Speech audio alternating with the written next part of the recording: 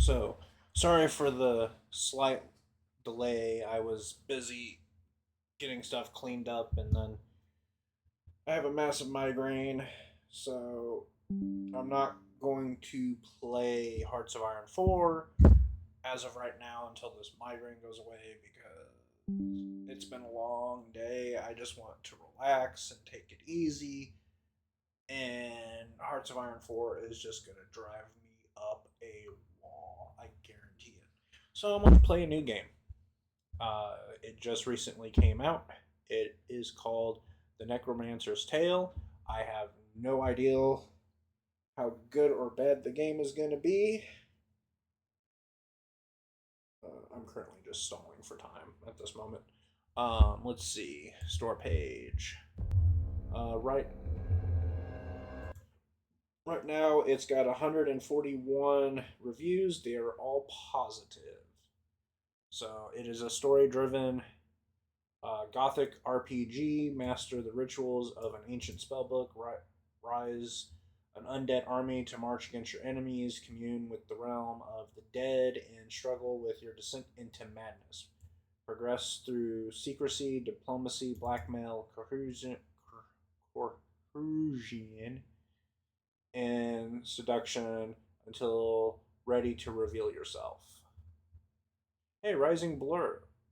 Uh, he's the one that actually uh, got me to want to play this, and he's currently on their uh, store page, so that's kind of cool. So I'm gonna give it a go because besides World War II and dinosaurs, necromancy is probably my third favorite genre. So this is my first time even booting up the game.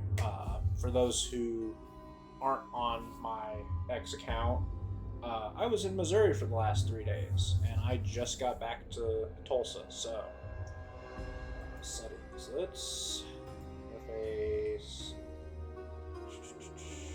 combat.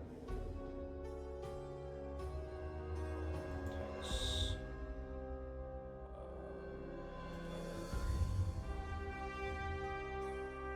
Fancy font and books. We're gonna turn the music down just a smidge so that way people can hear me. Graphics. I'll turn the brightness up just a smidge.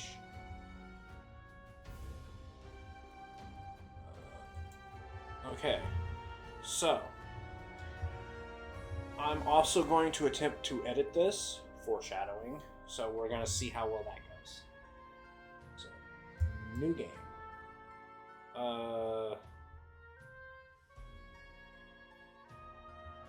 Well, I'm not going to do... As much as I want to play story mode just for fun, I'm going to do balanced. Just because I don't want to auto-skip the turn-based combat. So, balanced. Chapter 1, the prologue. In the year of our Lord, 1701, the Republic of Venice went to war with the sovereign monarchy of Ralston. This war was over passage rights through the Adriatic Sea, though this point will rarely be brought up when the war is discussed by future historians. It was, like most wars, overstretched and too costly.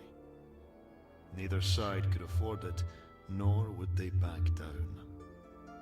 Many lives were lost, and whatever the outcome, each nation would nurse its wounds for some time. The war raged on for 6 years, draining both countries' resources, but the Republic of Venice was older than Ralston and had deeper pockets. In a war of attrition, they would win, and both sides knew it. Venice was also, if memory serves, a merchant city-state, and yeah, any war against them was going to be a failed cause anyway, because a lot of merchants pretty much ran the city, if memory serves. 3 generals from Ralston, 2 brothers and a close friend, came together to strategize, and came up with nothing. They would not win this war. In desperation, one reached out to a dark power and was told to make pilgrimage to Golgotha. With no other avenue, they spent 1 month sailing to the walls of Jerusalem, where they docked under cover of darkness. I wonder if that's a real place. On the hill where the man named Jesus died, they met a figure, too old to identify as man or woman. It offered them a book, an already ancient thing made of pale leathers and filled with symbols that hurt their eyes to look upon. The thing smiled as they took it, a smile made of too many teeth. Full of dread for what they had seen and what they were about to do, they sailed for another month to get home. Things had gone badly in the time they were away. Soon they would have to surrender, and Ralston would fall into decline, one it was unlikely to survive. Whatever doubt the men had about using the knowledge in that book, their mind was set now. They cast its pages open and chanted dark incantations. And lo, did the dead walk upon the earth that night. Undead sailors hauled themselves into the Venetian boats. Soldiers dragged themselves from battlefields and clawed up from shallow graves to drive the Venetians from the land. The war was won. The Venetians could not fight Ralston's impossible numbers. They surrendered, the book was shut, and the dead were dead once more. The book was destroyed, but the world had noticed. Ralston had dark magic, and no shame in using it.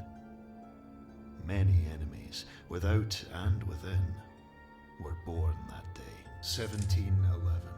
3 years later, a child was born to one of the generals involved in unleashing the spell. A beautiful baby boy. His name will be Zerves.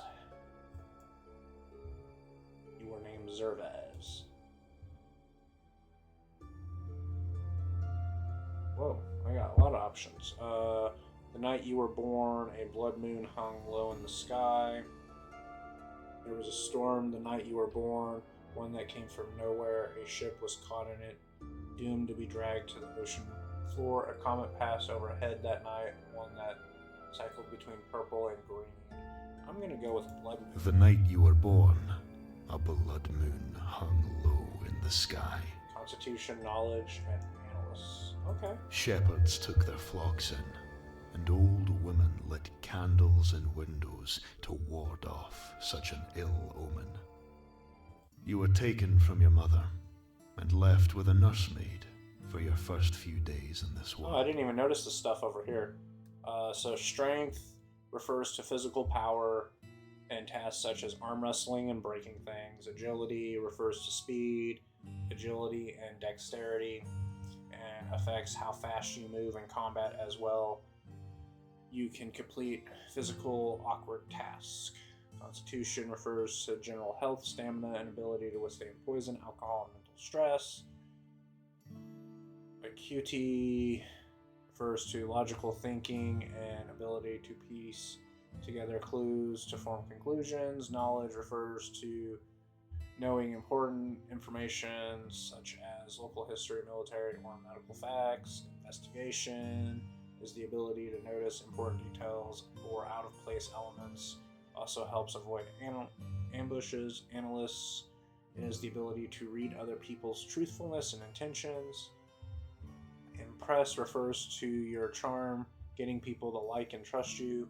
Convince is the ability to tell lies and talk people into doing your bidding. Skip the prologue. No, thank you.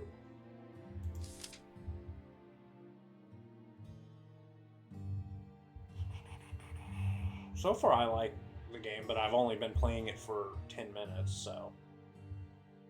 So, my maid she was a kindly girl from the town's poor quarters. While your paths crossed every few years, she has never reintroduced herself. Seeing you always cheers her up, and she is content with that. A distant cousin who hated being tasked with minding you, she largely ignored you, and when it was done, she told everyone what a fine job she did, and now you both had an unbreakable bond. You have not spoken since. A heavy-set lady who helped raise many children in town, she was lauded for her understanding of children and how their minds behave, though nobody turned up at her funeral when she died of heart failure. She was a kindly girl from the town's poor quarters. While your paths crossed every few years, she has never reintroduced herself. Seeing you always cheers her up, and she is content with that. Impress one. You were born into wealth and status, and had all you could wish for. But your parents never had another child, and your father was often preoccupied with his work. Your mother, distant, sickly and delirious, you heard another mother say. Hoffman, the family steward, raised you more than they. It was a lonely childhood. 1718. You are 8 years old. You play with friends from school, 2 poorer boys, Diedrich and Flip. Your father disapproves. You play in the graveyard outside the city. Nobody goes there without an armed guard. But children do not care for such things. Children are small and fast, and can outrun ghoul, at least when the sun is up. I wish I could figure out. I'm sure that means like zombie or undead. One day, as you play, you hear a rustling coming from some trees. You all freeze. Then a stone whizzes out of the green and hits you on the head. You stare in disbelief, a slow trickle of blood running down your face, partially blocking sight from your left eye.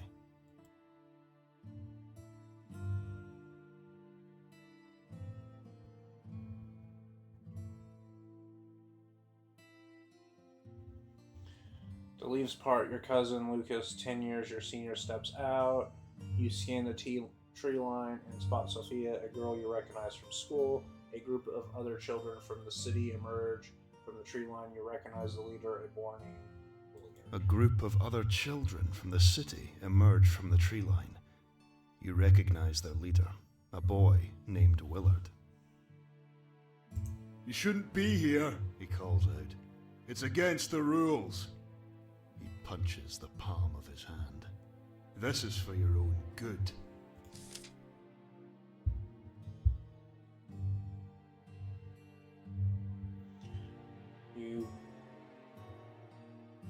You pick up a stick and stand your ground. You don't tell me what to do. You scan the area and spot a guard patrolling the wall.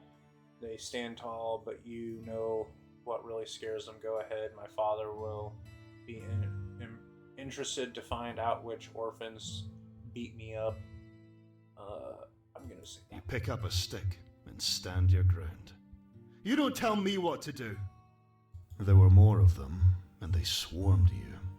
But you broke Willard's nose in the midst of it all, which you felt satisfied with.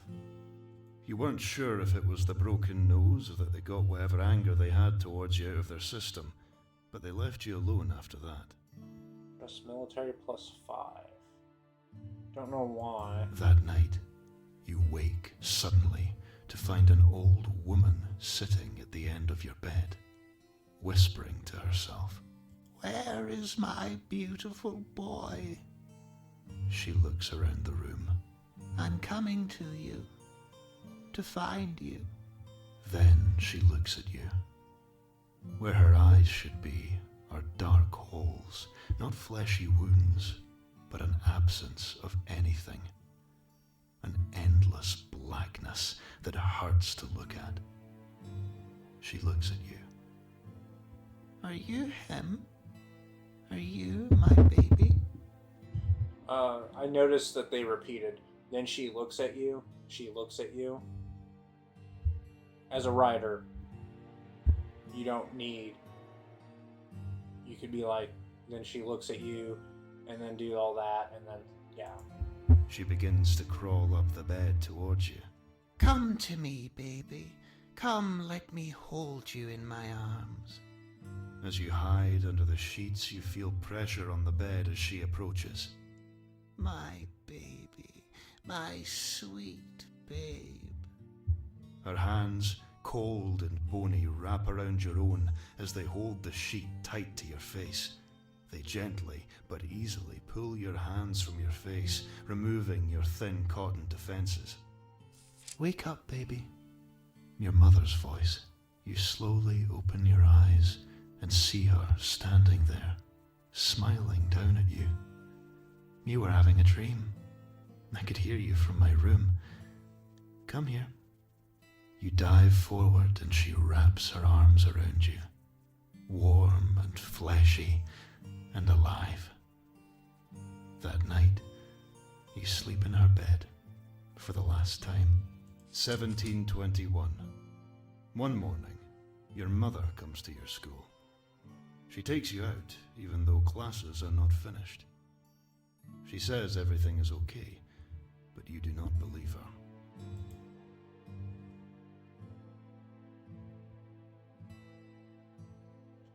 It's her appearance that gives it away. Her mannerisms tip it off. Her presence alone is the warning. Her presence alone is the warning. Your mother never comes to your school. When you were too young to go alone, Hoffman brought you. Now you travel alone. She has never come here. She brings you around the town. First you stop to buy sugared apples. Then she takes you shopping. New clothes, new books, new toys. A luggage trunk. She brings you to the castle and, with some whispered words and coins exchanged, the guard lets you into the grounds. You go to the pond and throw bread and watch fish pop their heads up to steal from the ducks. You walk the city walls and the two of you take in the view. The sea to the west, the hills to the south, the forest to the east and north, and beyond the northern tree line, the road that leads to the capital. That, she tells you through teary eyes, is where you're going. You won't understand until you're older.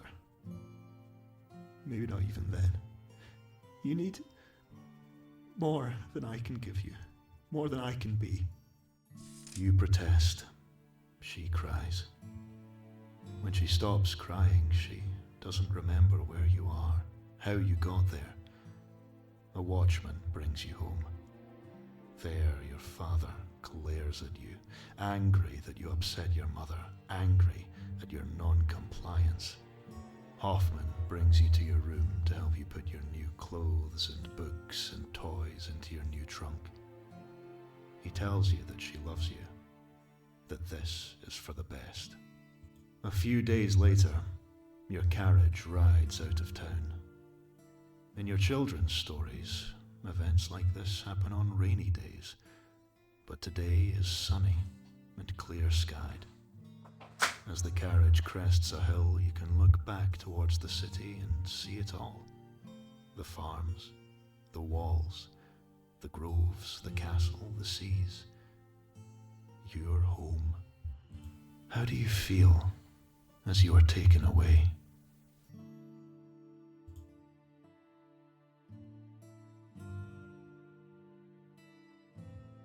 So, I am angry, feeling unwanted and tossed aside. This is something I could not fight. I hurt a deep wound of betrayal. My parents are supposed to look after me, not discard me. I don't understand what I did wrong for them to send me away like this. I wonder, will I ever understand? I'm gonna save this. I don't understand what I did wrong for them to send me away like this. I wonder, will I ever understand? 1722. A year has passed. more quickly than you might have expected. Winter's first snow falls lightly outside. You watch from your dorm and reflect on your time here.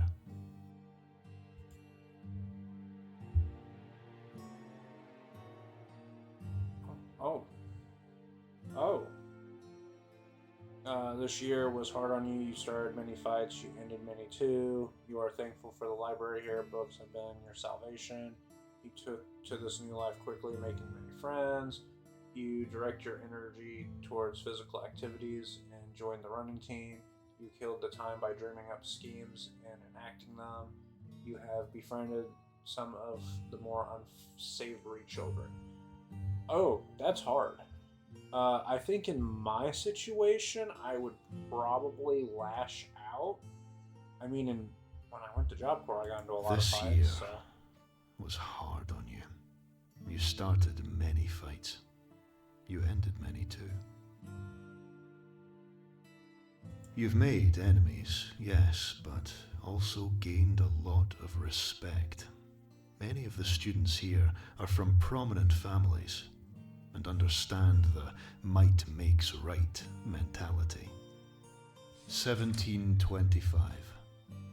Your schooling is done now. Your time here is over. You spent much of this year deciding what to do next.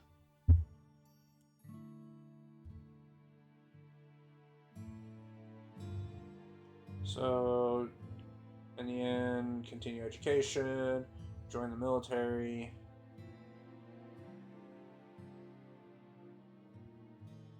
I think I'm gonna join the Ultimately, military. you decided to follow in your father's footsteps and join the military. Perhaps it will gain you some favor with him. With your path decided, you found you had time before your training began, so you made the trip home to visit your parents and tell them of your plans. Your travel home feels faster than it was leaving. Perhaps mindset, perhaps age, perhaps because you have done it once already and can spy milestones. Whatever the reason, you arrive home to your mother and Hoffman awaiting you. Your father is not there, but joins you for dinner that evening. I'm surprised Mother's still alive. It had been 4 years since you were home. Not a long time for some, but a quarter of your life. You had this idea that you had matured, changed so much in that time, but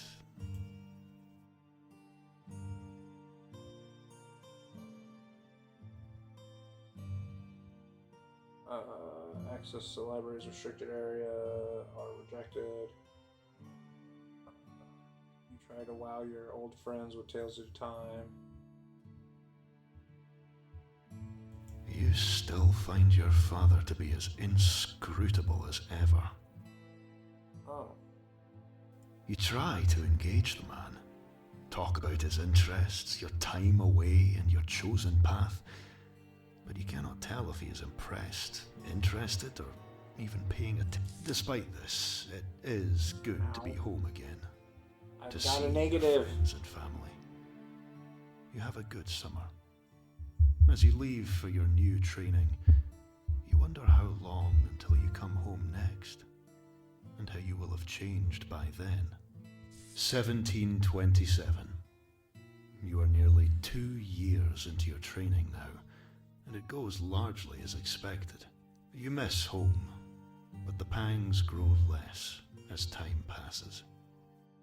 You are woken late one night and told to gather your things. You have been given an assignment. The training barracks is alive with people packing and being assigned equipment. Something is happening. You are placed in a new squadron, who are told they are to protect an ambassador. You are to rendezvous with them in a nearby town and ride with them out of the country. It is only once you are out of the country that you hear of the war.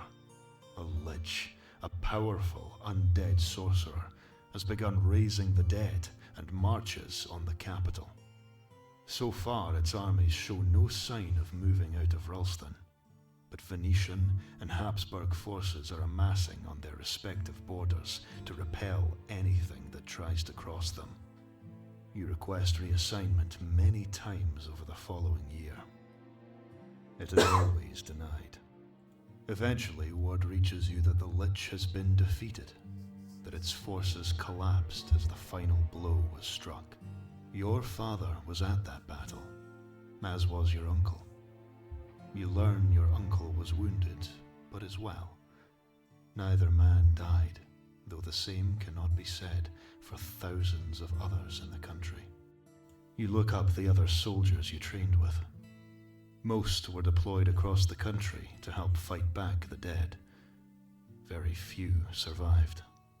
Those that were not sent were ones like you, from prestigious families. You know you should have been sent to war with them, and like them, you should not have survived. 1729. Your training complete, you land your first post.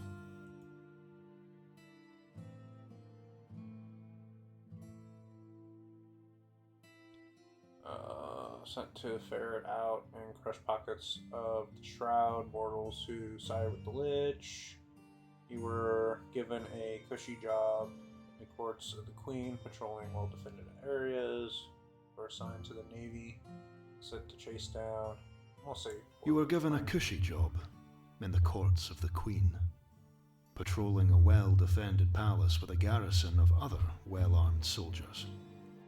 You wear fine clothes, court beautiful people, and eat and drink well. You gain some weight on this posting.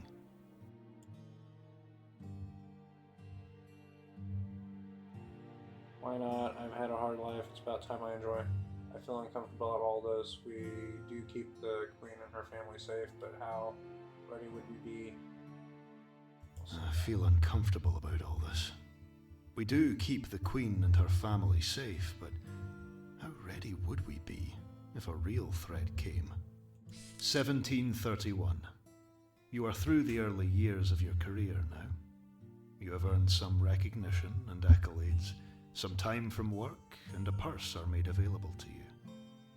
As you take some time to enjoy this leave, a terrible thing happens to you.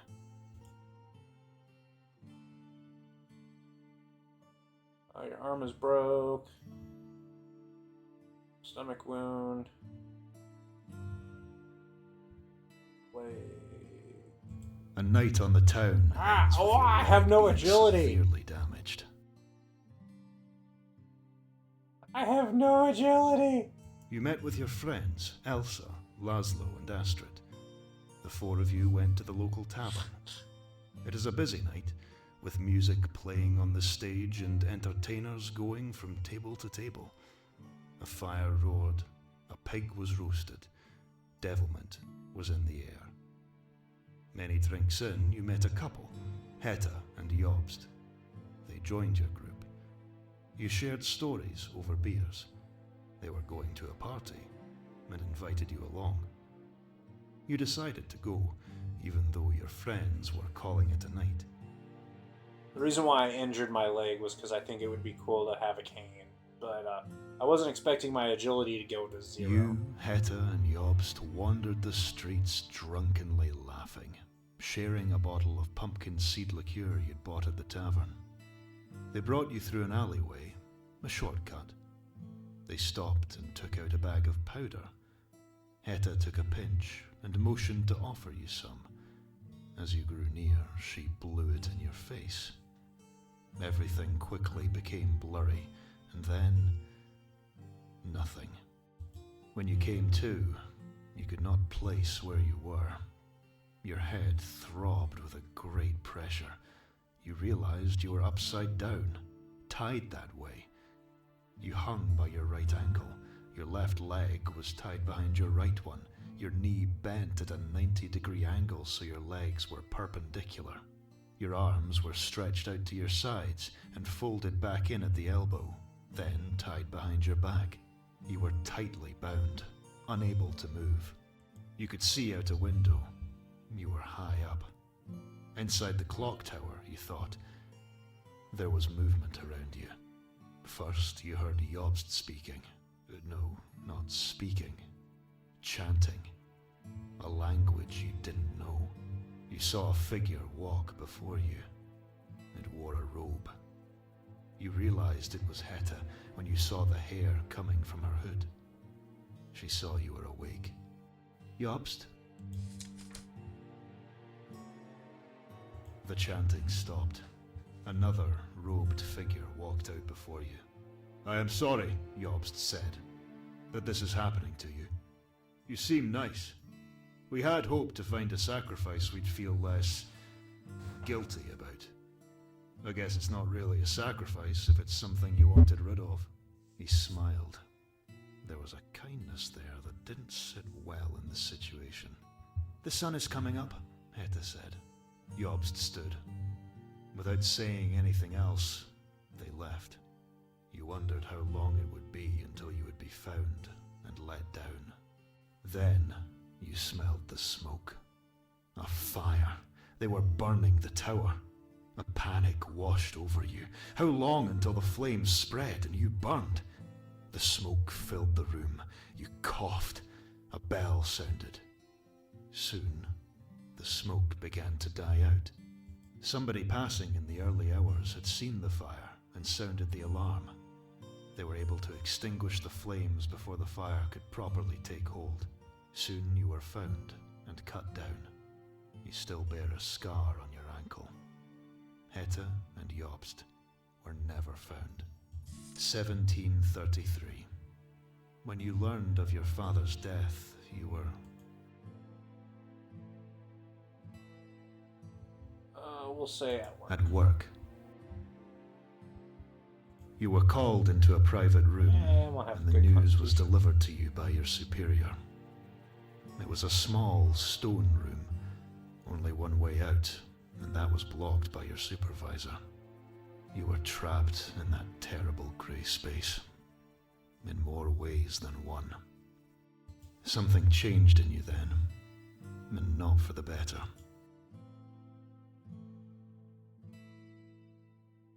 Well, I wouldn't be rageful.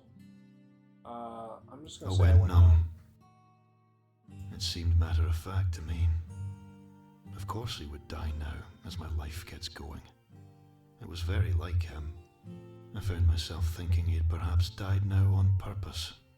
A foolish thought. And yet, now, days later, your carriage crests the hills towards Mars, the sun blasting off the red and yellow bricks and rippling off the blue sea beyond. You are almost home.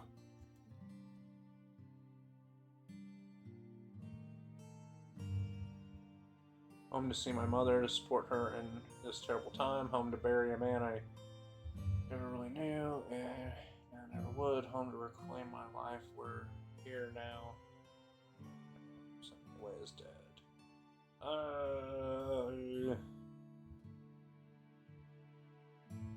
Home to see my mother, to support her in this terrible time.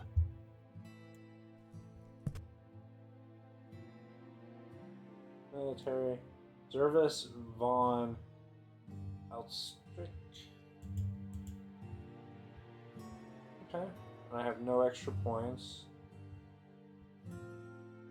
I kind of want to take a point off of strength and put it on agility. This is horrible. But I'm not. I'm going to stick with what I have.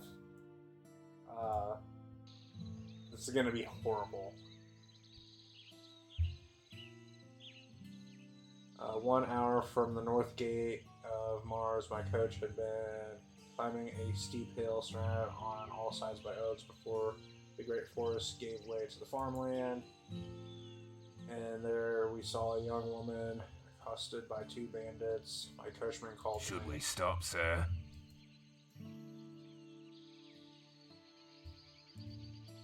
Yes, at once. Coach pulled to a stop.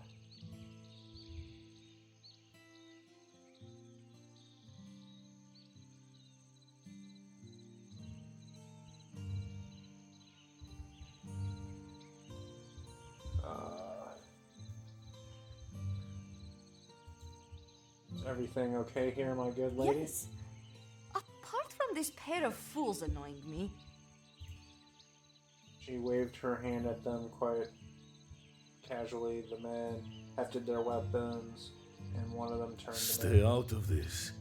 It is none of your business.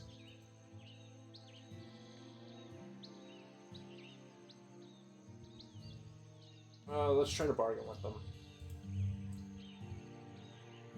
You are making a skill check. It's a level 2 analyst check. This means you need 2 levels analyst to pass. If the skill is less than 2, then you can spend points from your skill pool to make up the balance. Your skill pool refills at the start of each chapter. I don't remember what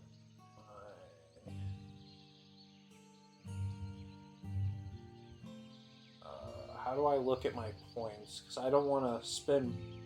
You know what? Please consider your actions. This woman is just a peaceful young woman. The 2 men turned their spears towards me, and my coachman left down with the sword drawn in his hand. To the left of the screen are the portraits of the main character and your allies' characters. Take turns in sequence. To the right of the screen are your enemy portraits. Oh, these guys. Click on the portraits to zoom in with the characters. Each portrait has a health bar. And circle action points are used to move, attack, reload, equip weapons, and cast spells. In addition, your character has a number inside star shape. This shows their magic points, which I have not. For casting spells, click on the terrain to move the character towards the spot. Clicking an enemy, attack them. You must be close enough to strike them and have enough action points. Melee weapons have the range of 1 or 2 hexes, while missile weapons... Ooh, there's muskets. That's cool. Can fire even... Ooh, zombies with muskets. Or skeletons with muskets. That'd be cool. However, they can be slow to reload in the turn. Mortal characters can carry up to 3 unused action points. You can open inventory and double-click a weapon to equip it for more detailed control. Open your character sheet.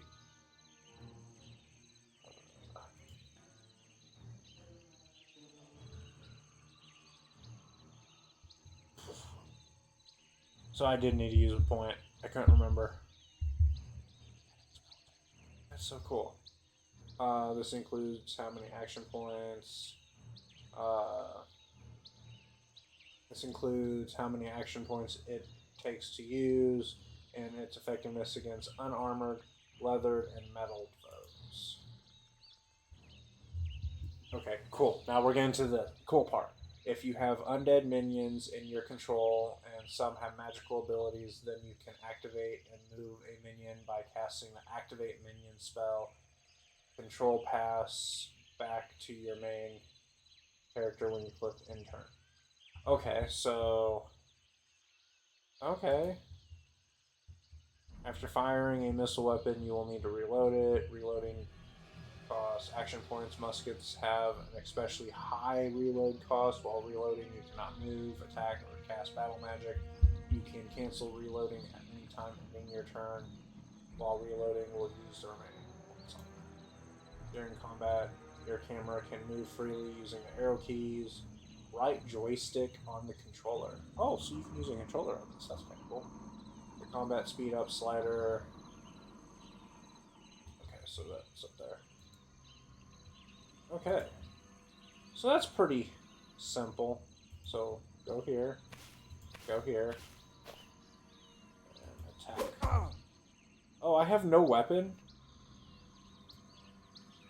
I couldn't put that.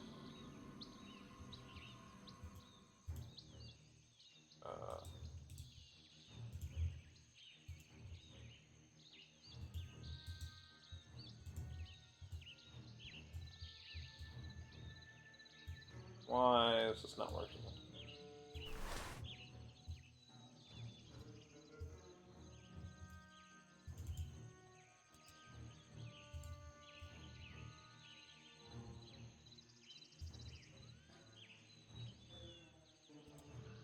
Oh, not enough points.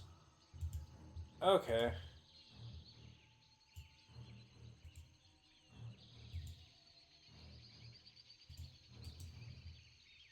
Intern.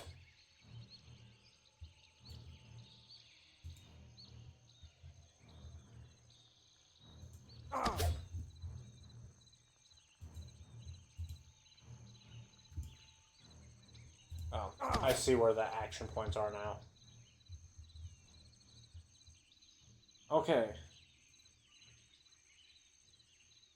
I really want to equip this.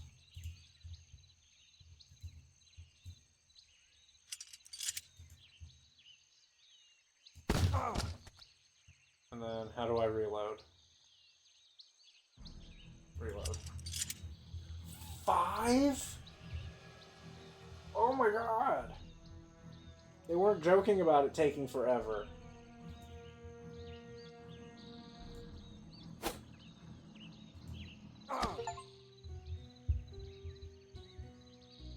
The men turn and flee. The fight was not going their way. We let them go. Thank you for helping me. I know you. You are the son of Zelig. She shrugged, smiled sweetly, and straightened the garland in her hair. I nodded. She seemed about my age, but I did not recall her face from the past.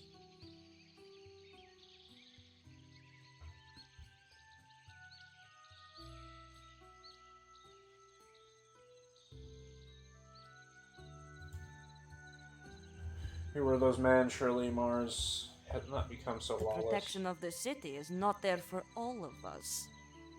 And outside its walls, there are many men such as these.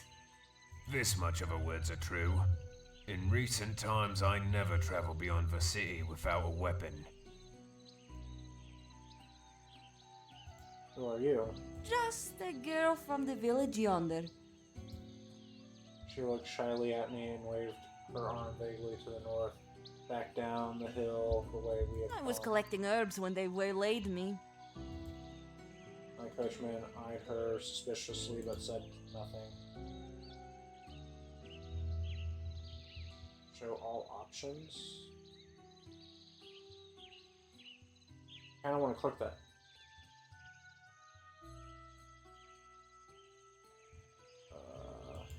Were you not afraid your life It seemed was in not. danger? Those men are fools. Coachman scowled at her. Perhaps you would care to visit me at my mansion when I am settled in.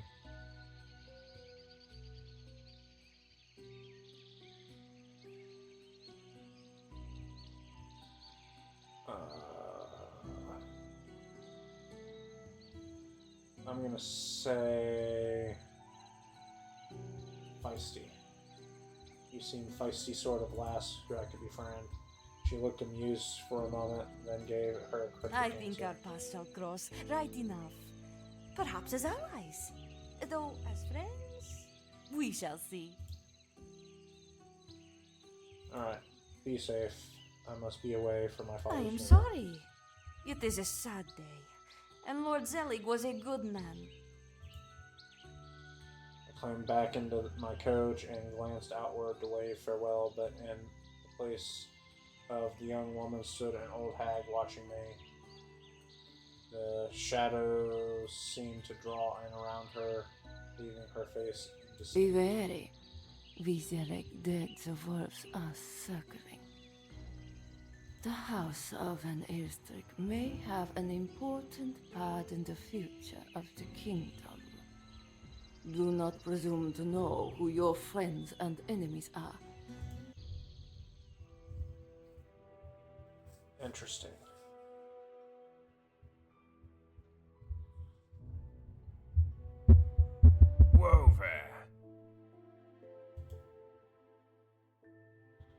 The carriage came to a sudden stop, which jolted me awake. I had thought that on my return home after so many years that I would watch it all. Rising up over the hill to see Myers entering the gates, the ride to my family home, but I had been traveling for 3 days now, and I had clearly been too tired to stay awake despite my strange encounter in the northern forest. Still, I was home. Perhaps it was unkind of me, but when I stepped out, I was surprised to be greeted by Hoffman. I expected him to be long retired by now, despite his age. He stood tall as he greeted me. Welcome home, my lord. I trust your journey was a pleasant one. As best as one can expect, I returned home to bury my father. It was tiring, get my bags. As best as one could expect, given the circumstances. The old man said nothing, and there was no expression on his face. He just nodded slightly, as indescribable as I recalled. Nothing about this exchange gave away how close he had been to my father, raising him after grandfather's death, tutoring him, following him to war, even minding my mother in recent years. If he was hurting from the death, I knew he was hiding it well. I must have been staring for far too long because he kept... If Sir wishes to go inside, I shall follow along with the luggage. I nodded and left him.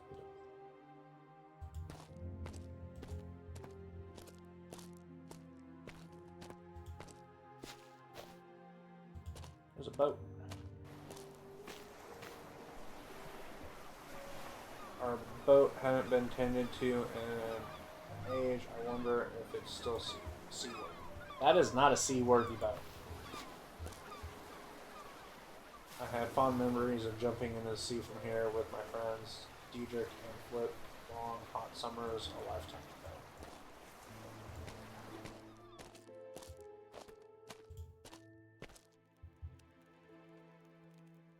It was just as I remembered it, less cavernous perhaps, but still an impressive room with a grand staircase leading up to the bedrooms and private offices. There was no sign of any of our servants, however, and there besides fire was my mother slumbered.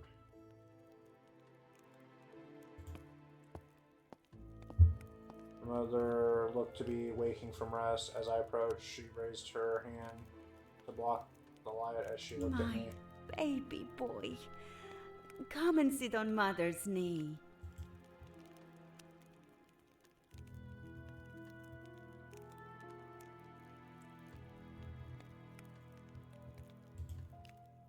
I'm home from her father's bed. She looked at me, confusion. Your father is dead? And her gaze drifted off. Decided the best to leave her. My possessions, such as they were, some changes of clothes, some books, nothing of real value. And before I forget, I'm going to put... Can I help you, my lord? Oh. While committing crimes and misdemeanors. Oh. Okay. My bad.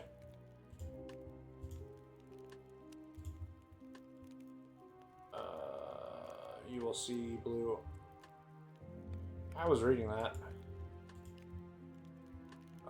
When I next saw Albert, he was standing. Can I help you, my lord?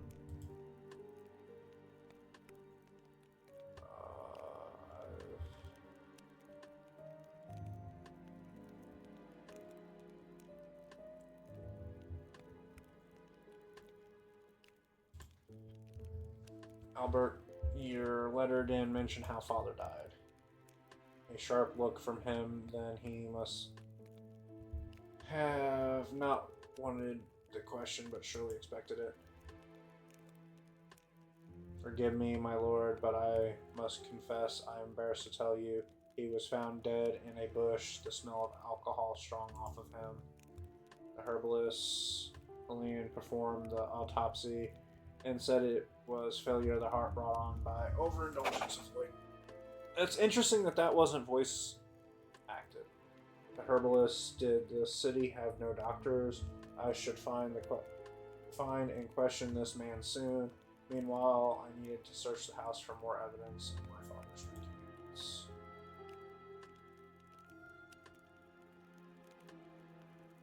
Why the herbalist? Why not a surgeon? I'm afraid I do not know why. He is a learned man, I suppose. Drunk in a bush. Yes, some broken bottles were found scattered around him. With the funeral, I've not had time to tidy the area. Should you wish to look, it's around the back of the house. Cool. Who found him? The groundskeeper found him as he began his morning chores. Anticipating my next question, Bert cut him off. Nicholas is not here. He no longer works for the family. Why not? Perhaps a discussion best left for now, but in brief, with your father's passing, the family's financial affairs are unstable. I could talk to no longer.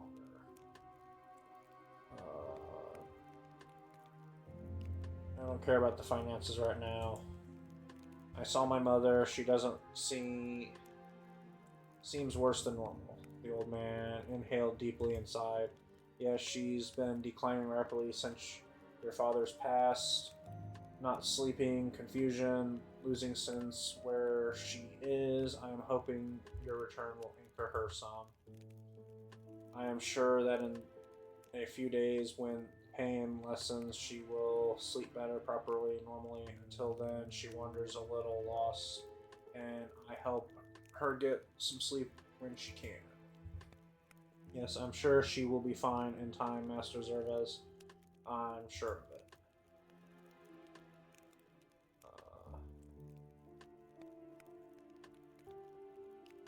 Has a doctor seen her?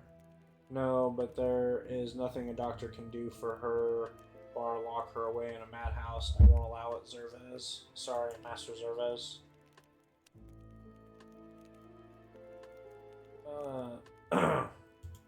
Tell me about the financial situation. Master, I cannot say much about it, as I'm still not clear on it myself. Your father, it seems, had managed to run down his finances. While alive, he was keeping things going, though just enough to mask it from me. When things settle more, and with your permission, I will go through the finances in his office to make sense of the situation. Absolutely nodded in agreement as I considered what my father had done. Perhaps I should look through these documents in my father's office as well.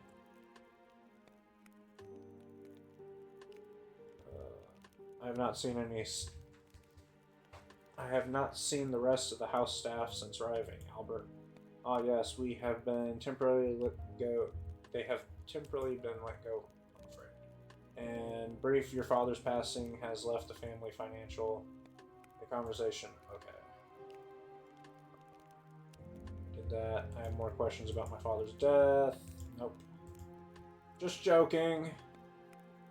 What news of the funeral plans? He paused for a moment. It has already happened, my lord.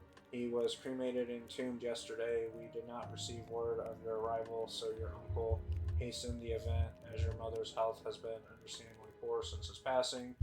I had hoped to allow you time to rest from your trip before telling you. I was shocked at this, and I am sure that Albert noticed an uncharacteristic softness came over him then.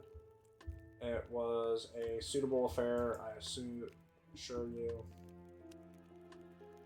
Why was the funeral so soon after his death? Surely they could have waited another day for me to arrive. There was no word that you would arrive. Your uncle was worried that the shroud would try to take the body. The shroud. I had thought that all the worshippers of the Lich would have been taken care of by now, but clearly that is not the case. Given your father's part in the war, his corpse would have made a valuable trophy.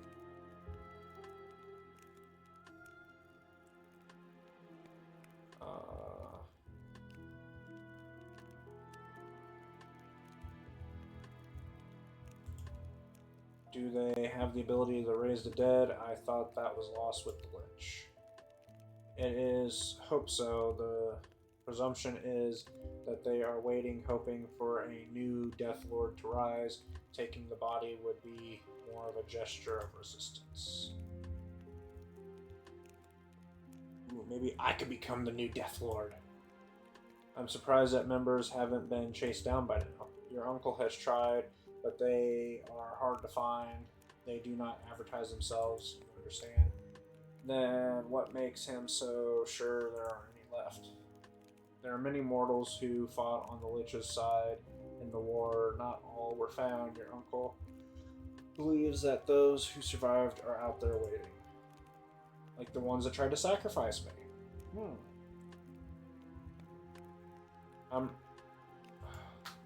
I can understand why someone would... Why would anyone pledge themselves to an undead sorcerer? I kinda understand. It's hard to say. For some, this life isn't enough. I suppose they want more, or maybe it's just they want to see. It's for power. I had nothing more to ask.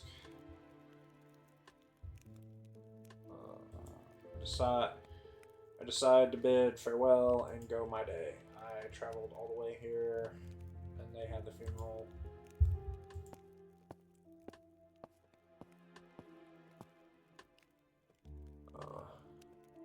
Where was the rest of the armor? I need to ask. Can I help you, my lord?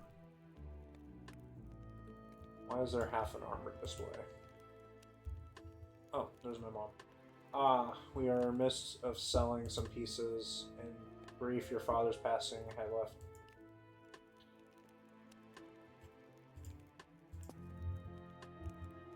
Why are the paintings off the wall? Can I help you, my lord? Why are these paintings off the wall? They're selling them.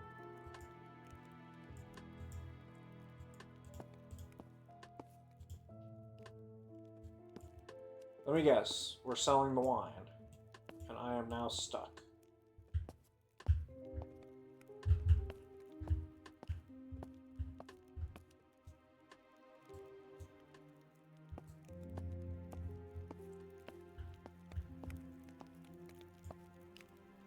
Sorry, condolences cards.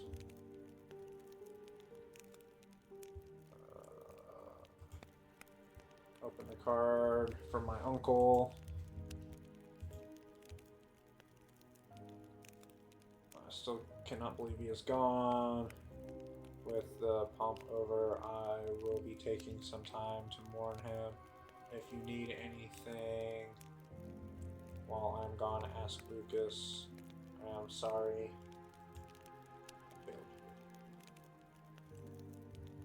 Signed S. Death comes for us all in the end, but how do we greet him? Cowering, angry, bartering like a statesman, perhaps, or with open arms like a friend.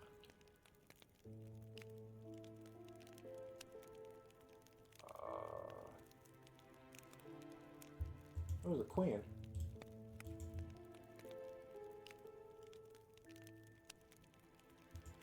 Okay, I'm not going to read all these cards. I step away.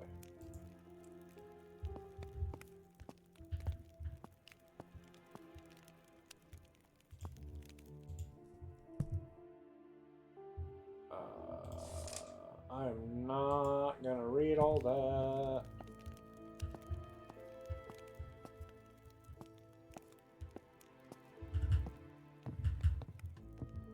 You can double click.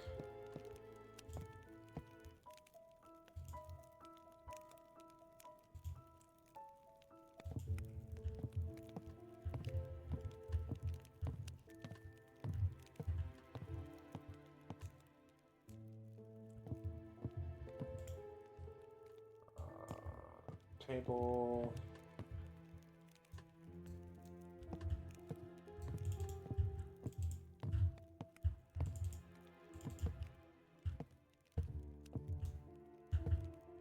A toilet.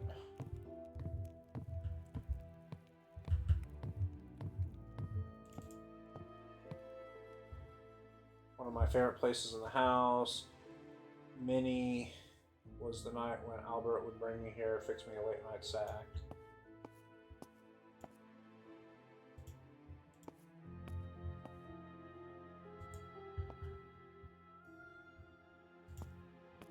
Cleaver.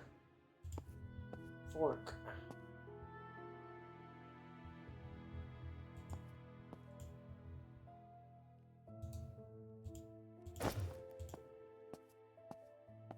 I mean, it is my house after all. I should be allowed to take everything.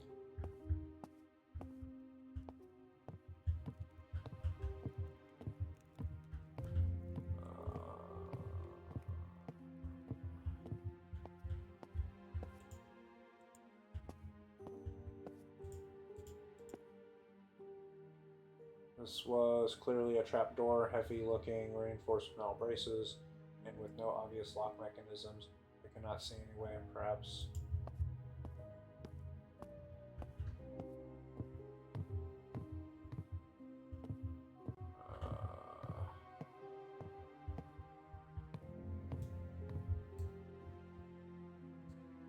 Dusty storeroom. Father kept mementos of his venturing day. This was another room. I've been forbidden to enter.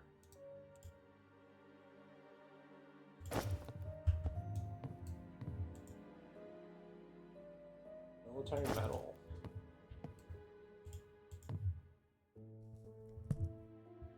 Notification.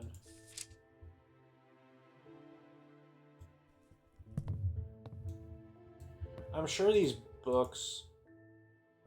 What?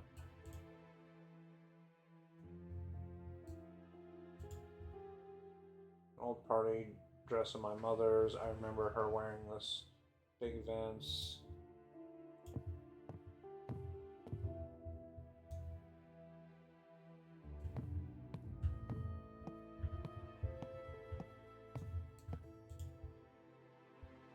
The door to Albert's room was always locked. Understandable.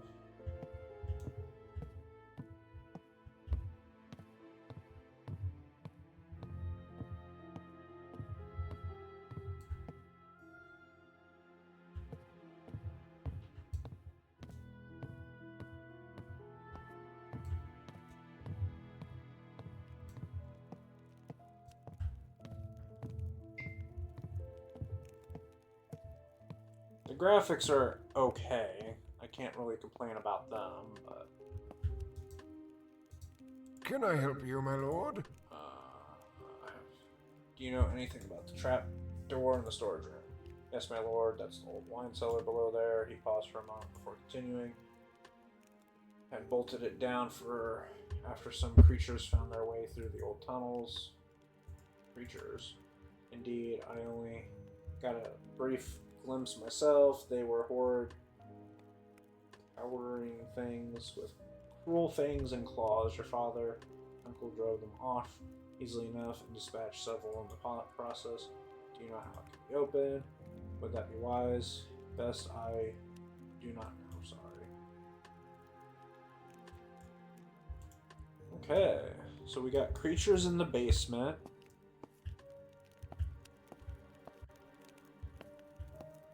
I don't think I looked at this painting. I recognize none of these portraits.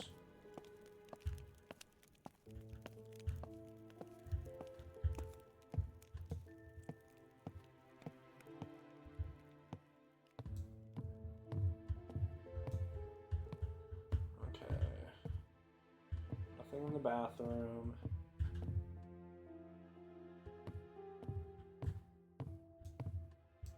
Nothing in the toilet room.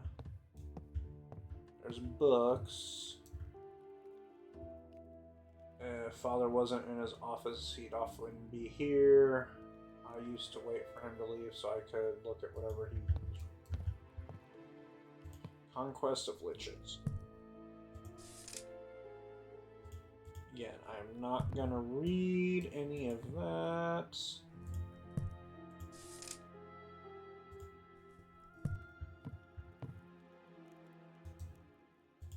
I'm sure one of these books probably has something hidden in it.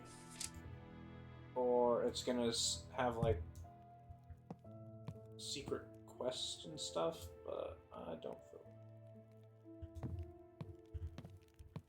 feel like reading right now. Especially since this is not 100% voice action, like I thought it was going to be. This is my parents' room. Even now I feel like I'm violating it. Journal. My mother's journal is a mess of disjointed sentences and lists as if she's trying to remind herself of basic tasks.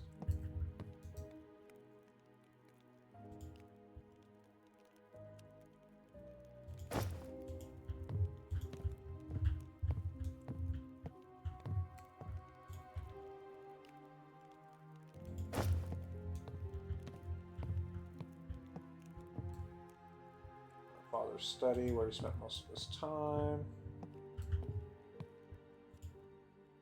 Missed the books on the shelves. The living caught my eye. I could find it here again later. Up, stretch.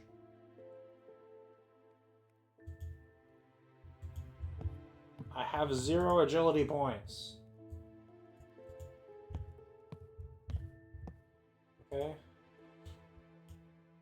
My father's armor it has been gathering dust since military. I could see that it had undergone several repairs, including a severe gash on the back. Father would have been lucky to survive that war. Then again, I consider anyone who came back from that war lucky. Surprising stack of military books. Father's desk, pile of maps. Examine the papers. Academic, my father was not. Couldn't make out. Look at the maps, up to date, charts. Okay.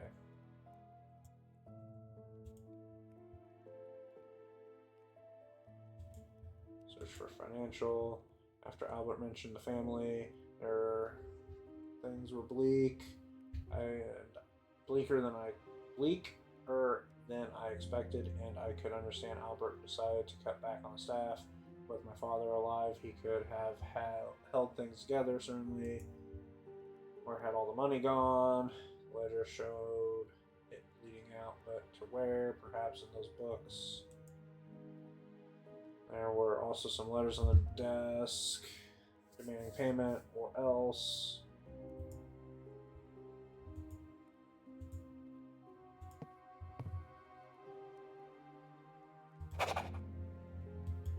Place key here. Inventory. Small key. Gloves. Strange trinket. We shall take it all.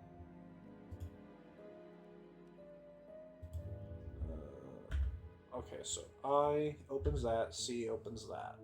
So I can get leather pants. I can get gloves.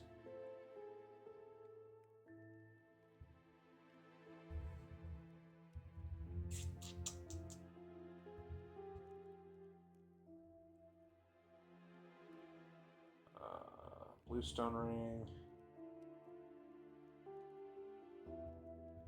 When worn or held. Well, I'm holding it right now, so I should have 1 mana, but I have none.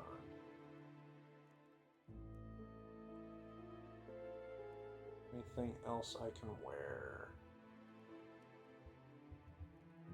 Slicing, action points 2. First leather. The fact that it took so long to reload the gun really makes me not want to use guns.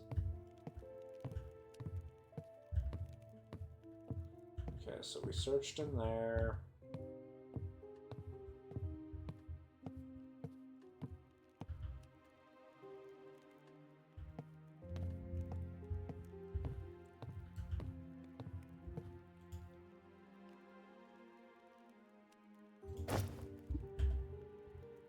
Where's that paper? Oh, unimportant looking papers.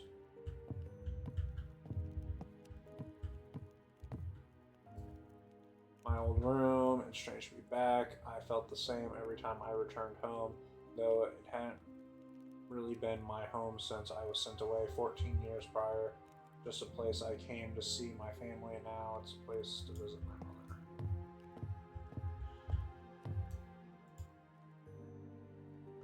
Hey, boots. I will take those boots and I will wear them.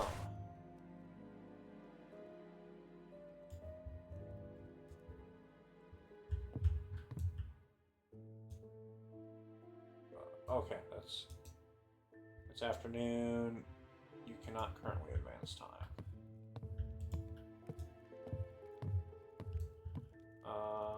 Afternoon. Journal. Before anything else, I need to talk to Albert and my mother and learn what I can about my father's death.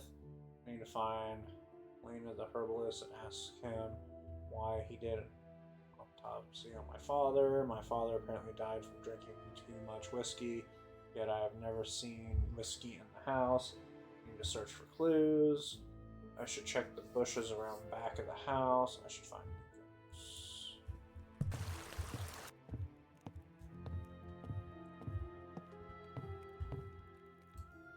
Where my cousin Lucas stayed when he was with us. I wonder when this room was last used.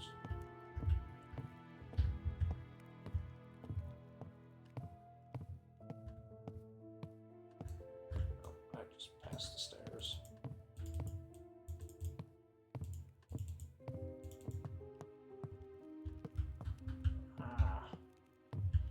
Controls using the keys are a little clunky, but why is my mother outside? My mother is looking at the sea. She made no signs, hearing the approach, but she must, because she neared. She spoke. His ship should be back any day now. Why must he stay away for so long? Who, father? Any day now. She wasn't responding, Any so I day. left her to. Oh.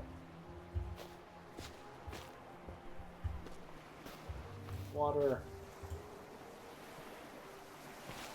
Do not have a vessel in my hand to fill it.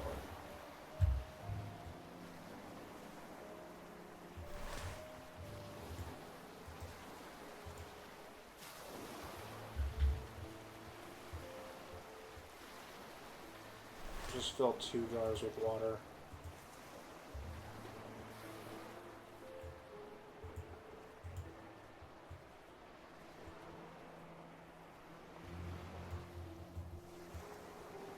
I don't know why, but I feel like that might be important.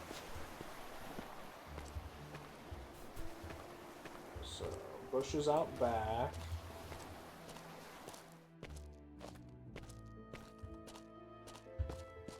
Oh, so if I hold down shift, okay.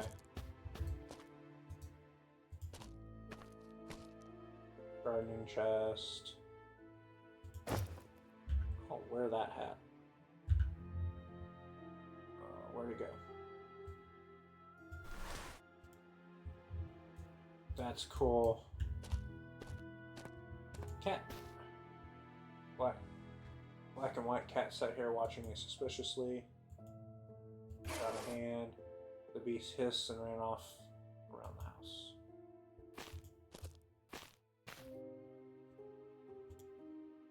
Mess of whiskey bottles lay scattered on the ground beneath a battered bush, so this is where my father was found.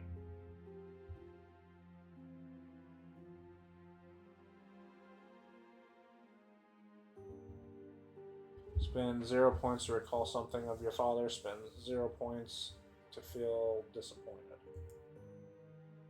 I don't recall my father being a whiskey drinker. Then I spotted a small key half buried in the dirt. It must have fallen from my father's pocket when he was here. Put it in the bag. Surely he would have had some whiskey in the house if he was so fond of it, but all I've seen was wine and port. Something didn't add up. I hadn't been home long enough for a long time before this.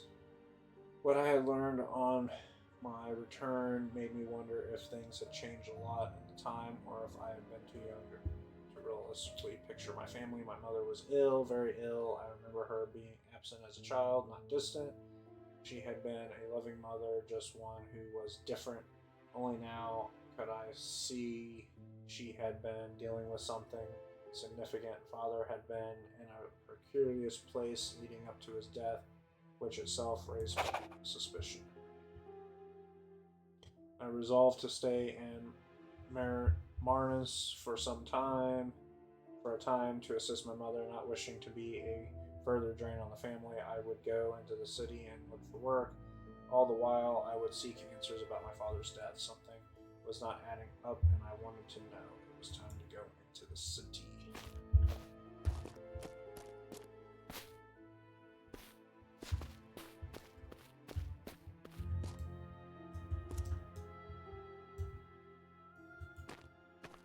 Well, I would love to go into the city, but apparently I can't.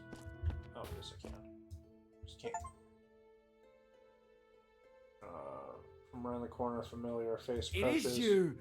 Oh, I saw the carriage pull up and hoped. Deirdre, my childhood friend, his demeanor was as cheerful as ever, and as oblivious considering the circumstances. It's good to see you. How are you? After a moment, the penny dropped. Well, yes, of course. The funeral. Terrible thing. I was at it. Shame you weren't. You would have liked... He trailed off as he heard himself, rubbing the back of his head, and stared thoughtfully at the ground.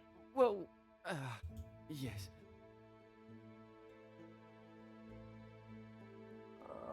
You old fool, you haven't changed one bit. He laughed, and the tension was Oh, felt. I'm sorry.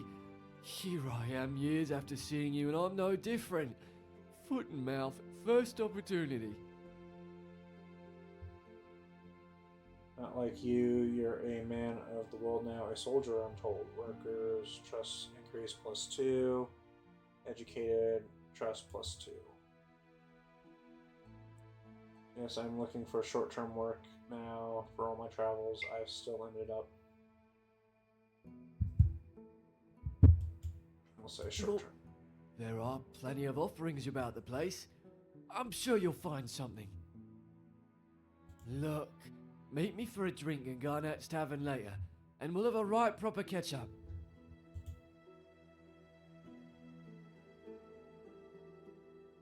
I'm gonna say I look forward to it, because I actually like him. Let's say, where's the tavern? Yeah, sorry. You won't know it yet. She only bought it last year. It's the tavern on the other side of the river. Cross the bridge at the marketplace. Here, I'll mark it on your map. Do you have any employment? Try the docks. Some hard physical work would probably suit a military type like you. Or, try over at the academy. There's a school there and I think they're a teacher short. Oh, yes. I saw a sign outside Garnett's this morning. Take a look at that. It might be a job app. Here, I'll mark them all on your map. It was lovely to meet you again, Deirdre. I'll leave you again. My friend bowed and turned away. I said I meet evening, market tavern, docks. Do I have a map? I do have a map. So I am here. Market, hospital, Eastgate, the academy, Dead Man's Gate, Keep. And it is still the afternoon. Oh, so all the NPCs are named. That's cool. I'll go to the docks. Kill him.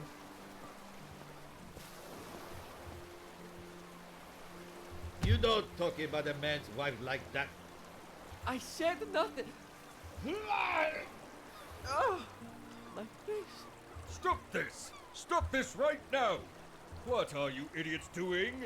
He sent my wa- Tell me, do you see crates around you? The crates waiting to be loaded onto the boats? It was rhetorical. I don't care why you're fighting. I care why you're fighting on my time. These workers were silent now, no doubt fearing that this was another rhetorical question. I suspect it was. Your silence deafens me. Gods would I give you a competent worker. Back to work, all of you! Expect today's wages to be short.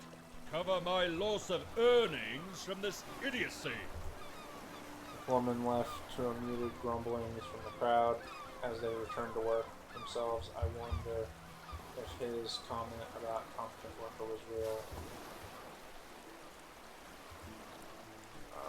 The man's handsome face was swollen and bloodied and inhaled sharply as he touched. Oh, there. That was an unfortunate incident. Hello to you too.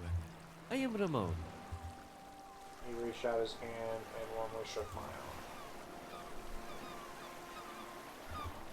What was that all about? Well, Darius says I spoke ill of his wife.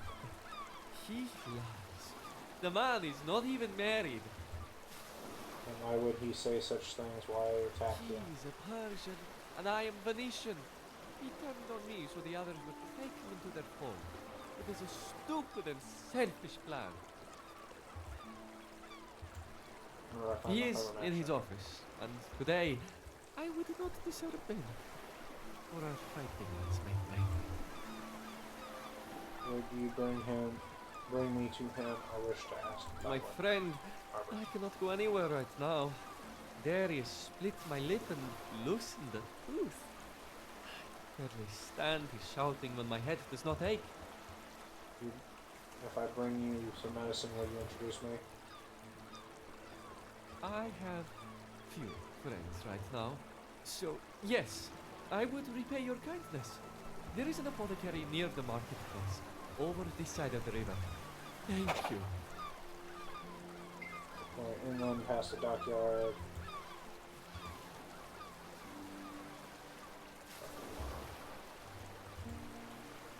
Oh, I can fast travel?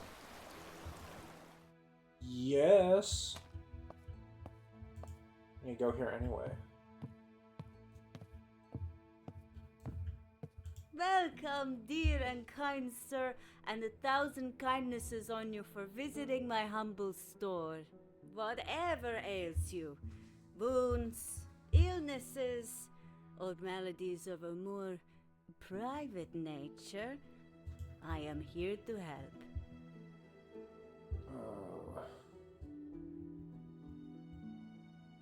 Have you seen Lane the herbalist? No, I have not. He hasn't called in for supplies in several days. You could try his shop. It's on the main road between the marketplace and Northern Gate. I entered the location on my map. Or his house. It's near the entrance to the keep. I'm trying to understand my father's death. Did you hear of anything suspicious? Suspicious? Why, no. I didn't. Oh. Oh. Ow. Why would you go around asking such things, stranger? Because I want to know about my dad's death. I need supplies. Full extent she showed me. Us. Do I even have that? Yes. Grudgingly paid.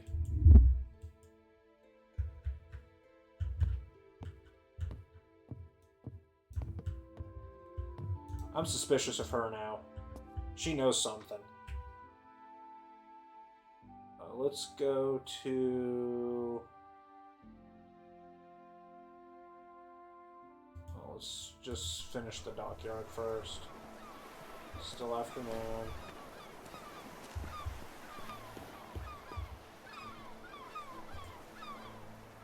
The man's handsome face was swollen. I have those medicines. Thank you, friend. I appreciate your help. Give me time to dress my wounds, and then I shall bring you to meet the harbor master.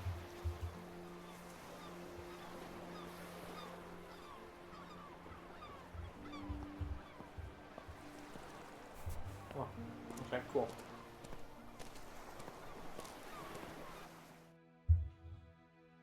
With cap in hand, Ramon brought me into the harbor master's office. The room was more basic than expected. Behind a large desk, the older man I saw on the docks was bent over enormous ledger. Hello. Excuse me, Mr. Oh man. Oh man. Might I have a word? The man behind the desk didn't rise to meet us. Instead, he continued to flick through his book, making notes as he went. What is it? The man wishes to speak with you about work on the docks. Does he now? And what is the young lord's name? As he spoke, the harbor master gestured to Ramon to leave. The Venetian bowed slightly and hurried out. You know what? I'm just going to say I am Zerves. He put down his quill and looked at me. Noble born, eh? I gather your due inheritance know. What need have you for real work? I spent many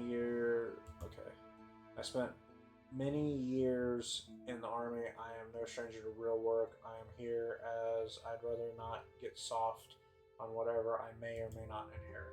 He seemed to approve. Well, there's work here if you are able for it. It won't pay near what you're used to, though. You might want to think about it before accepting. You can find me here whenever you made your decision. You know what, with me also being ex-military, I wonder if I can go to the barracks and get a job there. But for now, I'm gonna go into this house. I knocked on the herbalist door, but there was no answer. Just as I turned, a weak voice from inside. Call back tomorrow, or not at all. I have a fever.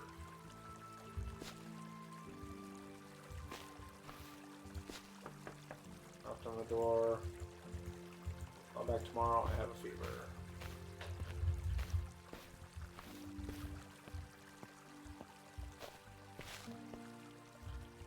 Impressive garden, possibly the best I've seen. These were the main barracks, an impressive collection.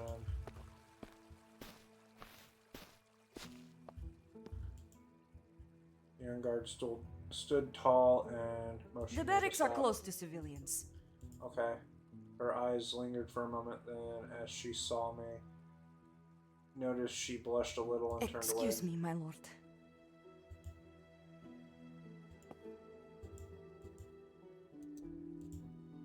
The barracks are close to civilians.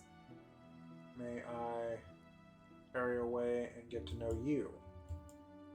She looked around hurriedly and seeing that there was no one important around, she smiled. My name is Zerves. I could tell she was impressed by my And family I title. am Moika Stanic, my lord.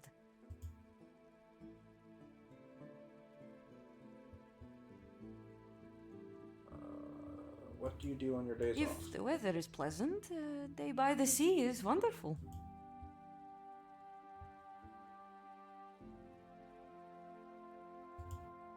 Do you perhaps enjoy an evening with good company and some Yes, wine? my lord. Though I am on duty these next few evenings. She smiled again, holding her eyes.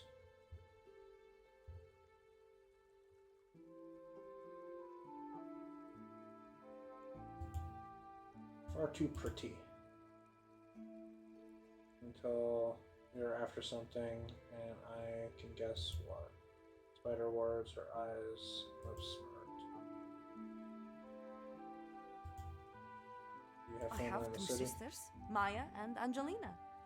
We live together with mother and father in a house near the east wall. Do you like working It is a with good birds? career, my lord. Though it does not pay well and the hours can be... I hear that women are not allowed into military service in some other countries. Oh no, sir.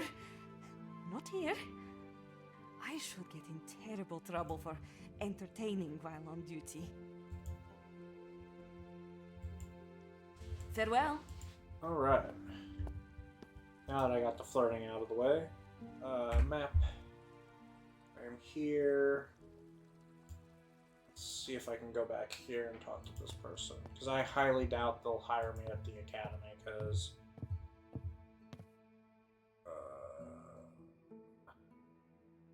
what manners? This is an apothecary shop. Whatever malady strikes you, I can whisk up a tonic to soothe your pain.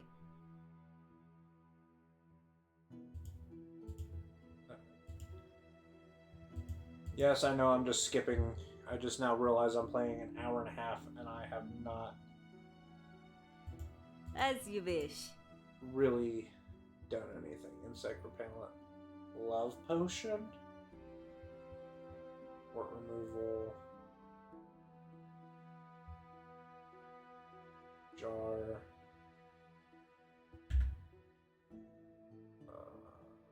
Cloth. Strange stone.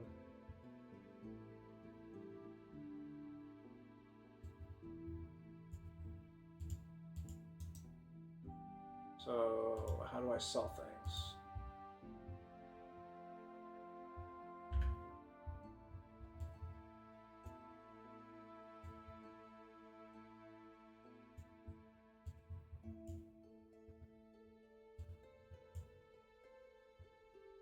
I require to sell things. Okay, so she's not going to buy anything. Map. Go to the herbalist. I don't mind if I do. I will go. Where are you going?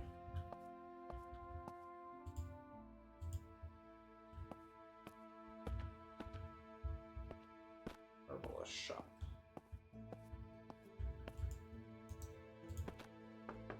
I knocked on the herbalist door. There was no answer. Then I saw closed for business.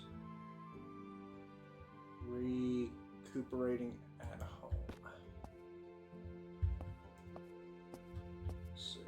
Is there any way I can break in?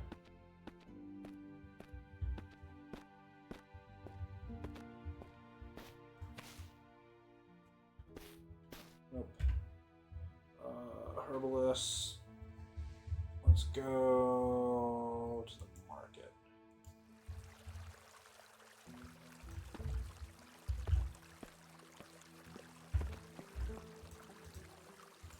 Your cards, I will not read. Why Your future is not set, and yet I see that you will seek the wood of the devil. Can you tell me about it? Its bark carries occult properties. Through it, men commune with their lord from beyond.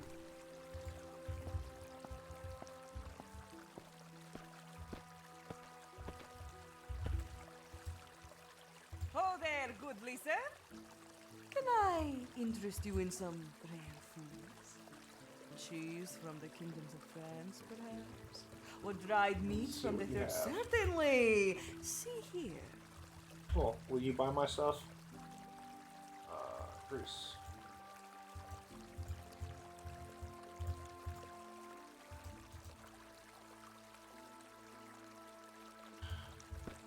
How do you sell things?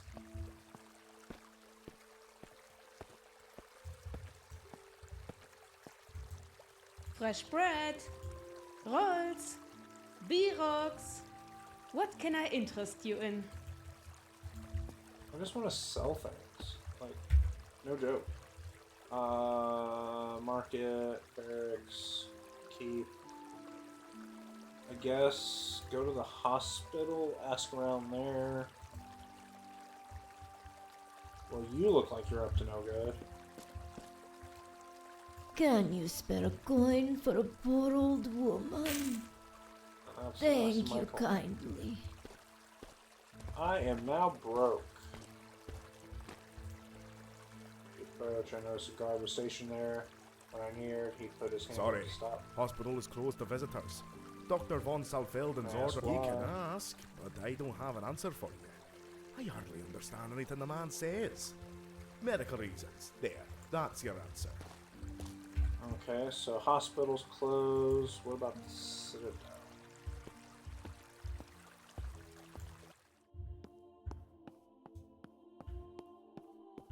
Fancy. Did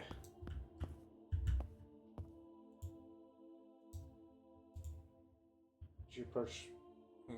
My child, word reached me that you had returned home to pay your respects for your father. Most noble. Funeral was not meant to happen until after I arrived. Father, what happened? Your uncle requested it be moved forward. He feared the shroud had intentions of breaking in and taking the body, even with the extra guard on the Grim. I had understood that to be the family's wishes. Though now I suspect you had no say in it. I do apologize, my child. Did my uncle have any reason to fear? My child, we all have reasons to fear the Shroud, but I cannot say if he received threats or something else to cause such concern. It was not my place to pry.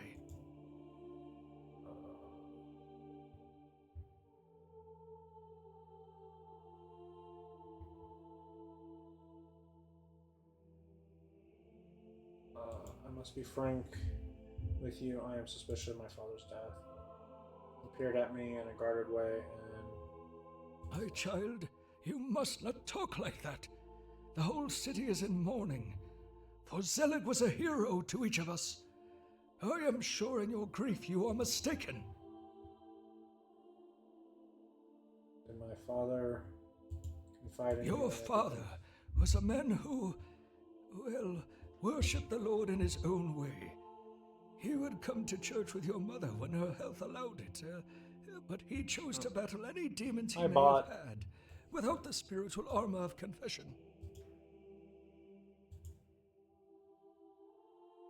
May I visit the Grim Chamber? I wish to pay tribute to my father, and the crypts are too dangerous. As close as I can. Of course, my child. It should be open to you. Just enter the tower and go down. The Grim only lasted 5 nights. Of course, there were cries for a longer Grim. So many mourners wanted time to say their piece to your father. Wish him well in the journey. Must be expected, but the more mourners that attended the Grim, the more likely the Shroud could access the body. Your uncle was beside himself. He wanted a funeral befit. Protect him. Has my mother been in truth, her attendance has not been so good of late. Mr. Hoffman had been taking her more than your father these past, say, 6 months. But even then, but worry not for her immortal soul. I have called to her often and tended to her spiritual needs. Now that you are home, perhaps you shall accompany her when she's able.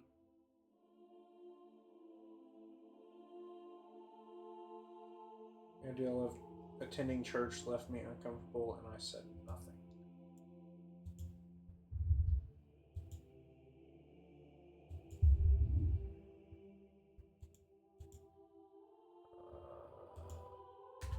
Okay. So he said tower.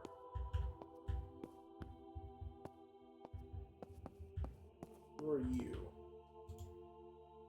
I heard what you asked the good father. Don't you know how sounds carry in this hollowed hall? You're to leave him be. Do you hear me? She hissed those last words at me like poisonous snake.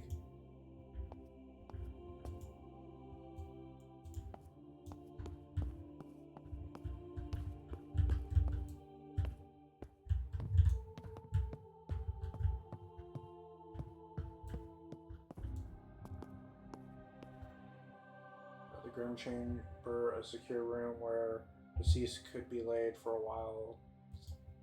Door was metal with a double bolt, And the guard post even had arrow slits so those on duty could safely dispatch the body. Should it rise again, our traditions had changed so much in recent years.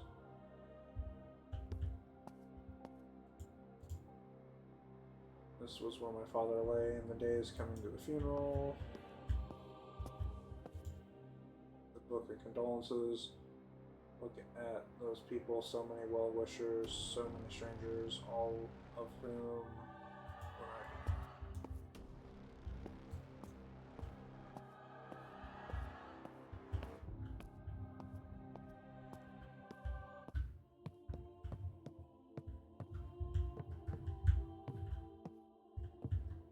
you know what?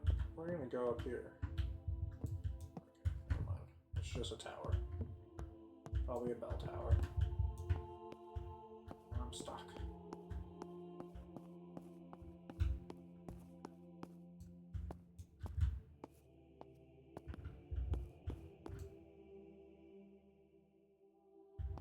Holy water.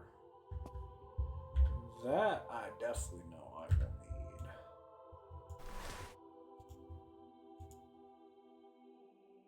need. Jar with holy water.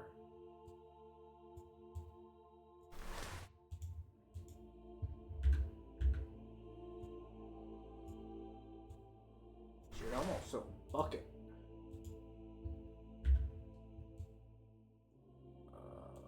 Let's do a cooking pot too.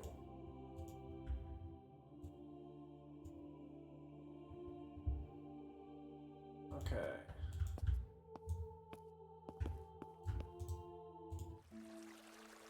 Is it evening yet? Afternoon. Afternoon. We cannot advance time.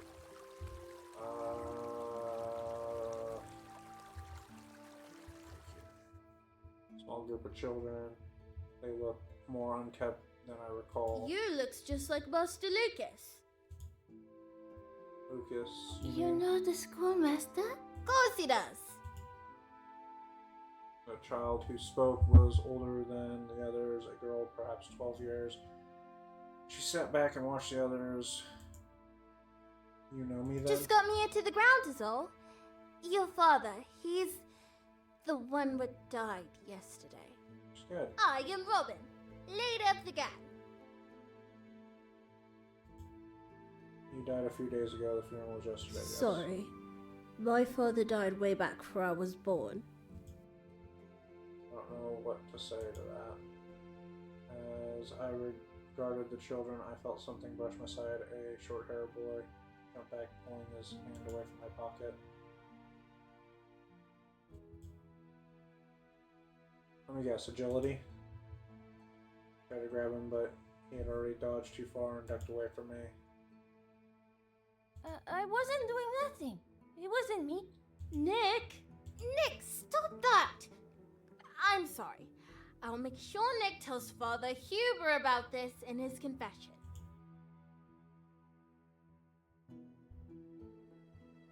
Who are you children? We're just kids. Or we're school kids is all. Just waiting on a new teacher for lessons.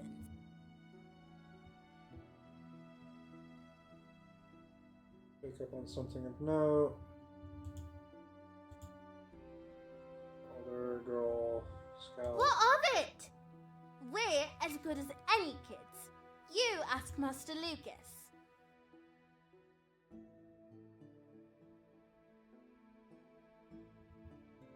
Don't need to, I can tell just from talking to you, bright children, one and all. She seemed pleased with herself and laudable wave. What's this talk with the teacher? Quit.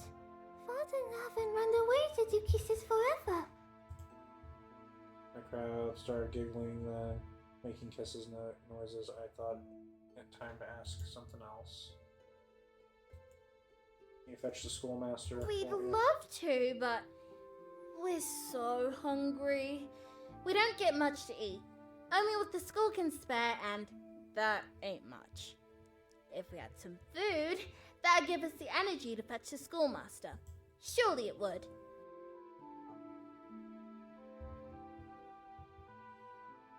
Let's have food for you.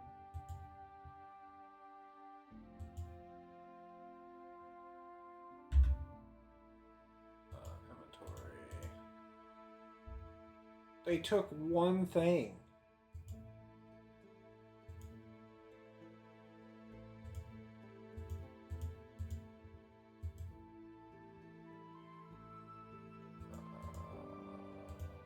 Why is all this stuff over here? Why not in this? Find 2 items here. Really wish I knew how to sell stuff. Run took a plate. Cousin, I am delighted to see you, though I only wish it were under better circumstances. Well, he looks rather charming. It was strange to see my cousin after so much time. Doubly so to see him working as a schoolmaster. I had gathered from my correspondence while away that he had not followed his father into politics or military, but I had not expected So, this. what can I do for you, dear cousin?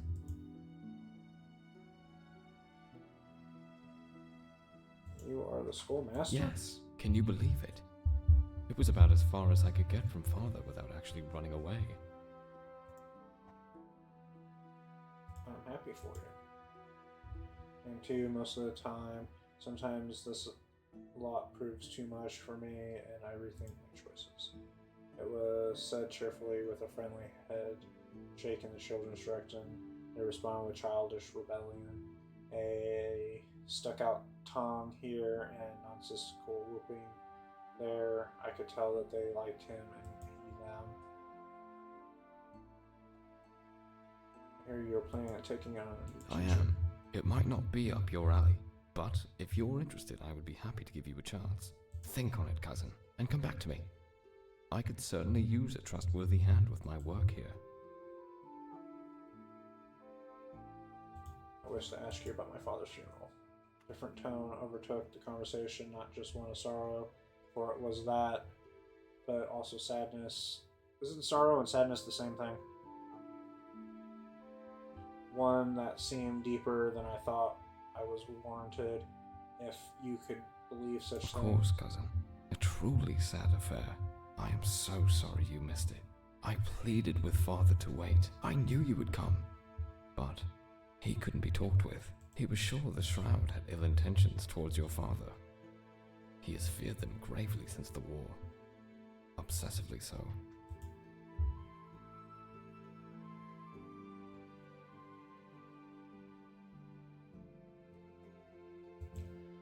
Would you have any idea why a herbalist would perform an autopsy and not a doctor? That is strange. I do recall a military skirmish with nearby bandits recently that went poorly. Perhaps the surgeon had their hands tied with the wounded from that. Certainly, I can see father rushing ahead by any means to get Zerg. Okay. What did he think the Shroud would do? Who could really say? Certainly, he has seen his fair share of what can be done with necromantic magics, and whether you believe they could actually do it, trapping your father's soul or reanimating his body, would certainly be a coup for them. I'm sorry that was distasteful of me. All I'm saying is that whether his fear was rational or not, I cannot say him heavy, and oh my lord, I'm sorry. This is the last time there was word of the Shroud. Truthfully, I do not know. In the tavern late at night, somebody will mention seeing people move through the graveyard nights before, and there have been rumors of bodies going missing from unmanned grims, but the Undertaker and the guards all dispute the claims. Very little is officially declared, so it's hard to know, really. You have lots of questions, cousin. Do you suspect something? I do, cousin. I won't trouble you with my concerns just yet, save to say the things are not adding up for me. Well, be careful. If you're correct that something strange is afoot, then whoever is behind it is likely keeping an eye on you. Nothing. You know what? I really want to do the dock work with this character because I have decent strength, and if I do another playthrough, I'm not going to go the strength route. But I feel like this would be a better path.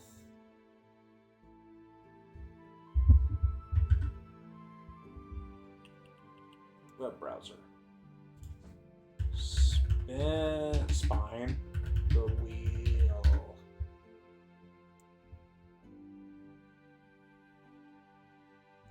We do docs or teacher.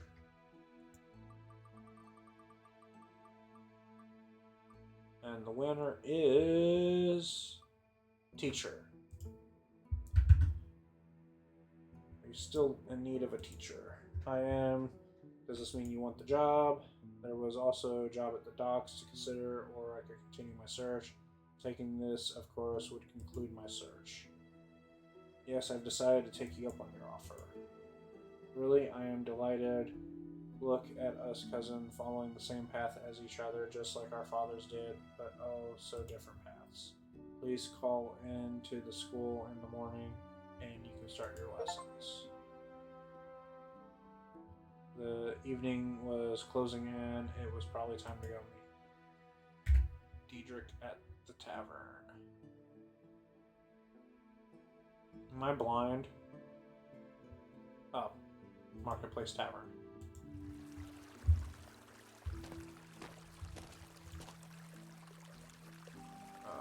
There was a sign out front that read, "If you can read this, we want to hire you."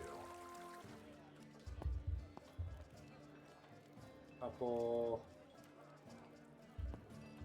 What's my carriage? Aye.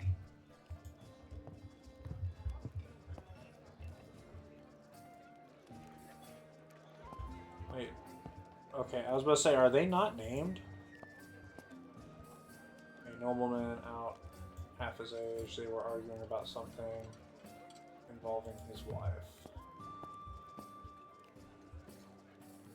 Hello.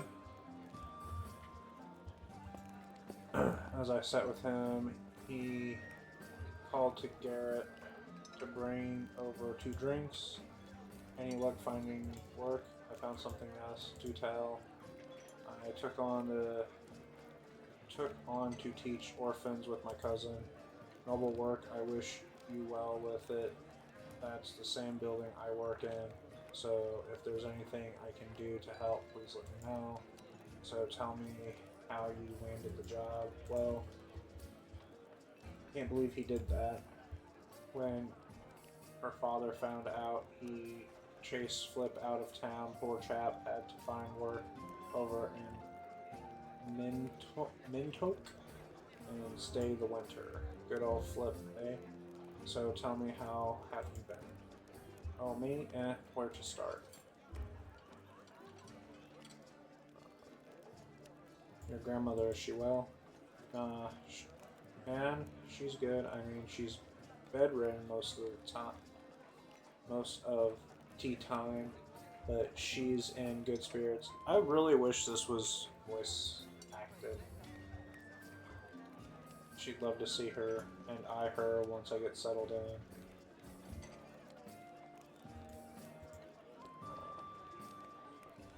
I'll drink to that.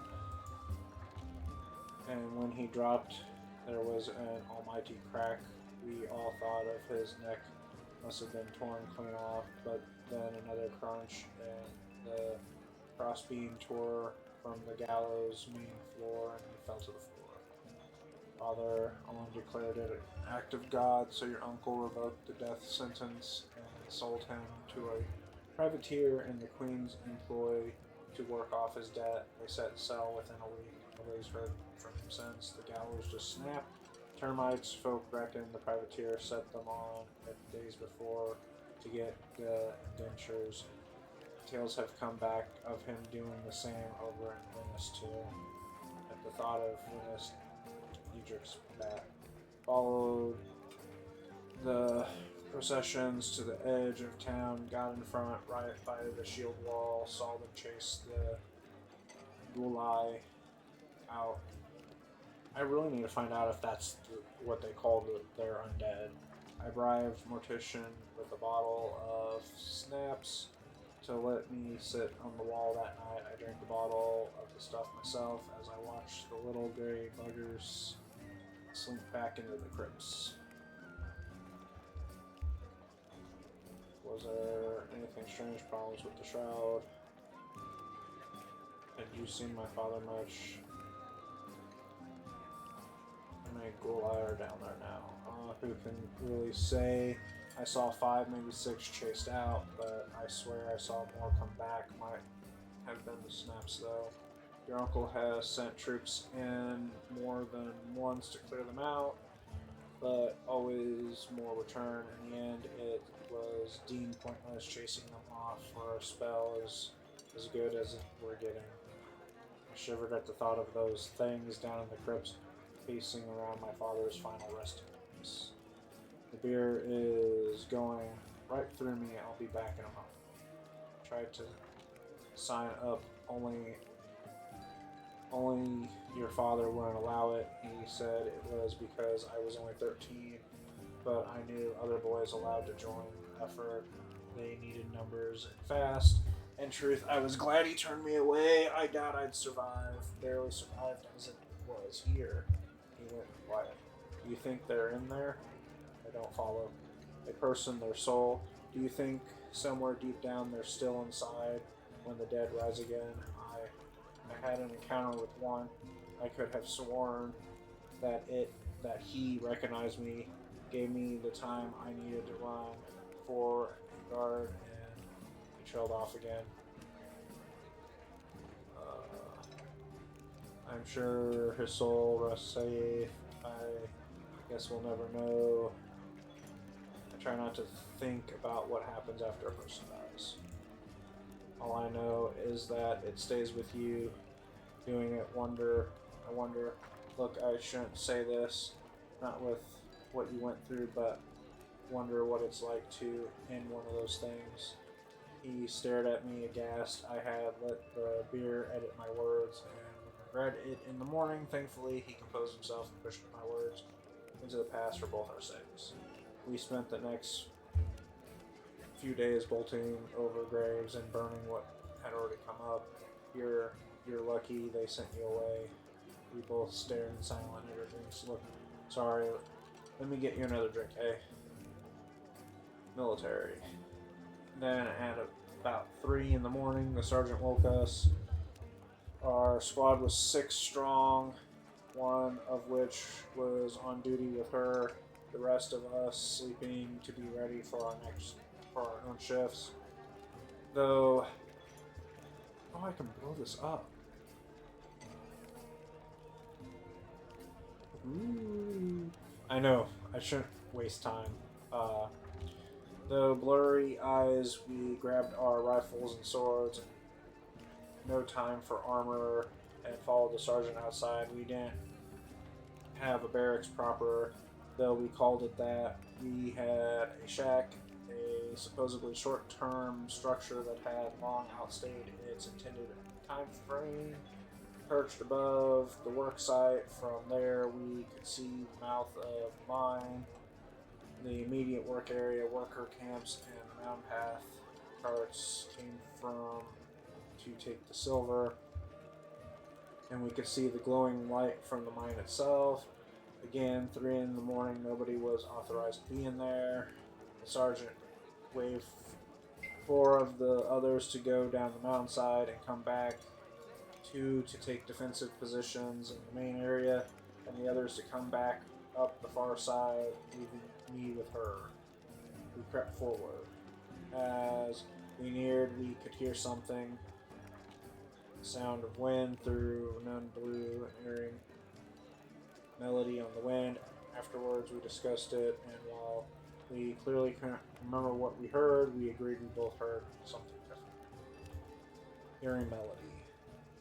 I don't know what took her, but the sergeant decided not to wait for the others to make it up the far side to support us. She motioned to advance. Somewhat confused, I followed her lead. We crept to the mine's entrance. Then 3, 2, 1, we leapt out to the ambush the thieves.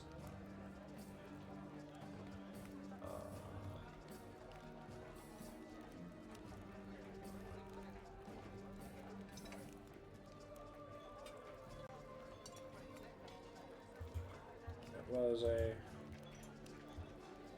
soot sprite piss off. A soot sprite, yes. Hard to make out as it was dark, lit only by a dim candle, but I'm sure of it. It was about 3 feet tall with bristles where we have facial hair, carrying a pick, all surrounded by a cloud of dirt. It looked at us as it slowly continued to pocket what loose bits of silver littered the floor. And as soon as the support unit made a racket entering, darted off into the darkness. We looked for it. It had taken the silver we were to protect, but no sign. Thankfully, it was unaccounted for silver, and the foreman was happier to lose a normal amount of scrap rather than anger the mountain. And whether you believe me or not, there is no more accidents that season. I need another drink after that to calm my nerves, Garrett. It's been good catching up. Let's do this again soon. Yes, of course, Zerves. It's so good to have you home.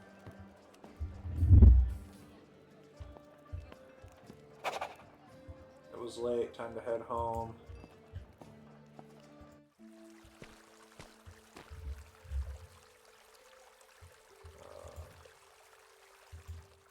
Fast travel home.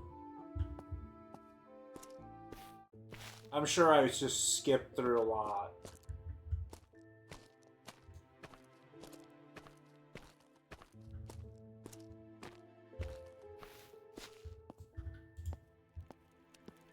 As I approached the door, I could hear raising voices from inside. Please, Juliana, you must take it. This potion helps, you know it. No, I don't know you. I don't know you. I entered to see my mother's distress, condolence cards scattered around her, the dying fire glistening off the tears of her face as she screamed at Albert. He was beside her, a worried look on his face, holding a bottle, offering it to her. You're not Zerg. Where's my husband? Julian Zerg is dead. The funeral was yesterday. Don't you remember it? Liar, get out of my house. Decided to help him. Mother, it's me. Zerves, is that you? When did you get home? Get this man out of our house. Albert, he's our steward. He's been with the family since before her father was born. You know him. What he says is true. Father is dead. I returned home for the funeral. We spoke earlier. Don't remember. We did. I don't. Maybe I do know this man, Albert. You look older. He smiled softly. I realized that perhaps this was a dance they'd done many times before. I think the same thing each time I look in the mirror. Juliana, come drink this. Zerg made it for you, remember? She nodded sheepishly and took the bottle. As soon as she drank from it, agitation washed away. There, sleep well, Juliana. I must... She passed out almost immediately. At once, Albert set to ensuring she was comfortable, placing a pillow behind her head and draping a blanket over her. What was that you gave her? He paused a moment before answering me. A tonic of sorts. Your father made it for her to take. It started years ago, after you went off schooling. No, wait, it was a little bit before you went. Your mother, well, bless her soul, she was never quite the same after you were born.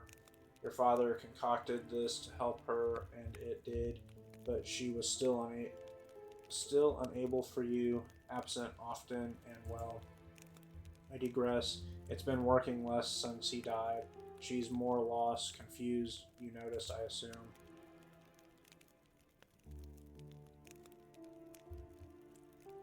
She seems at odd, yes. I was putting it down to grief.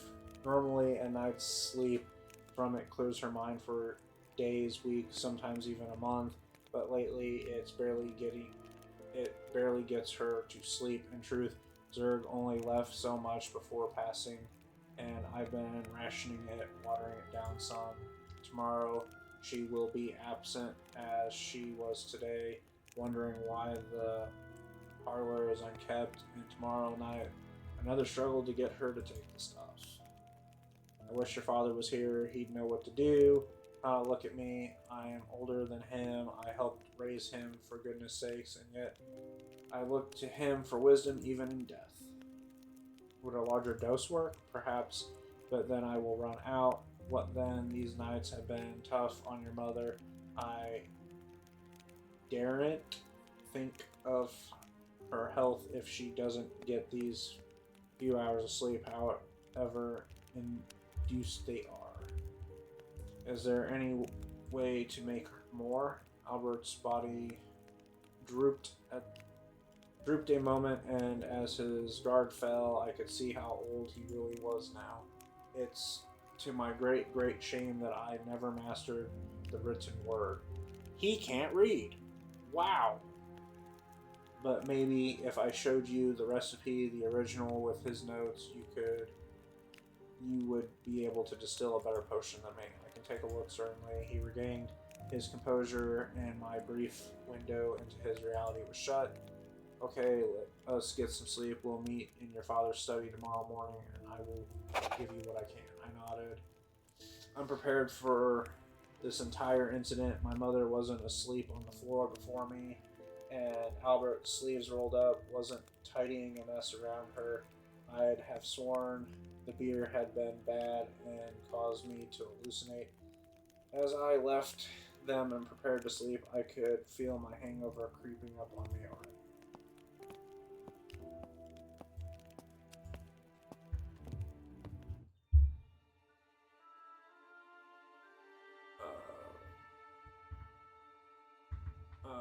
I was awoken by voices, my mother clearer now than she had been since my return, but for how Not long? long. A few days, a week at most.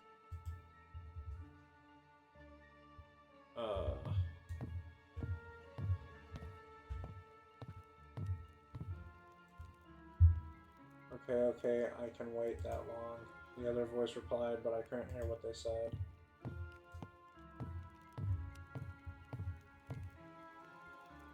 So what do you need me to do? Again, the other voice, as if whispering now. I could tell from the echoes of the voice from the hall below me.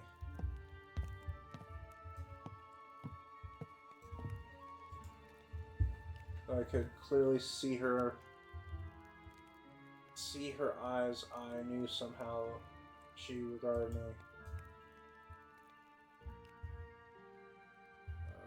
Can I go this way? I can.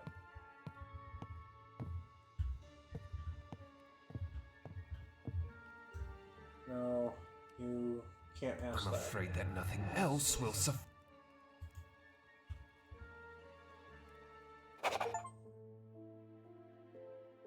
Oh, that was chapter 2. I didn't even realize. Chapter 3, the spell book.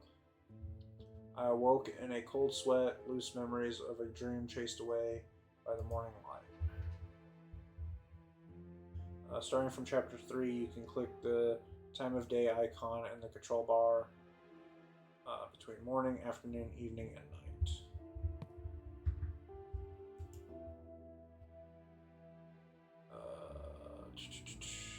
Save new. Okay, so that was the Necromancer's Tale. I'm going to take a slight breather. I don't actually think I'm going to edit this stream. I think I'm just going to upload it raw. But I am going to take a little bit of a breather because I need more mocha because I am starting to get drowsy. Not that the game's boring. I am enjoying the game. But I do need a little bit of a breather to relax a little bit. There's a couple of chores that I need to do. So I am going to take a quick, we'll say a 30-minute break. And I will be right back for part 2 of the Necromancer's Tale. Until then, my fellow Rexes, Take care.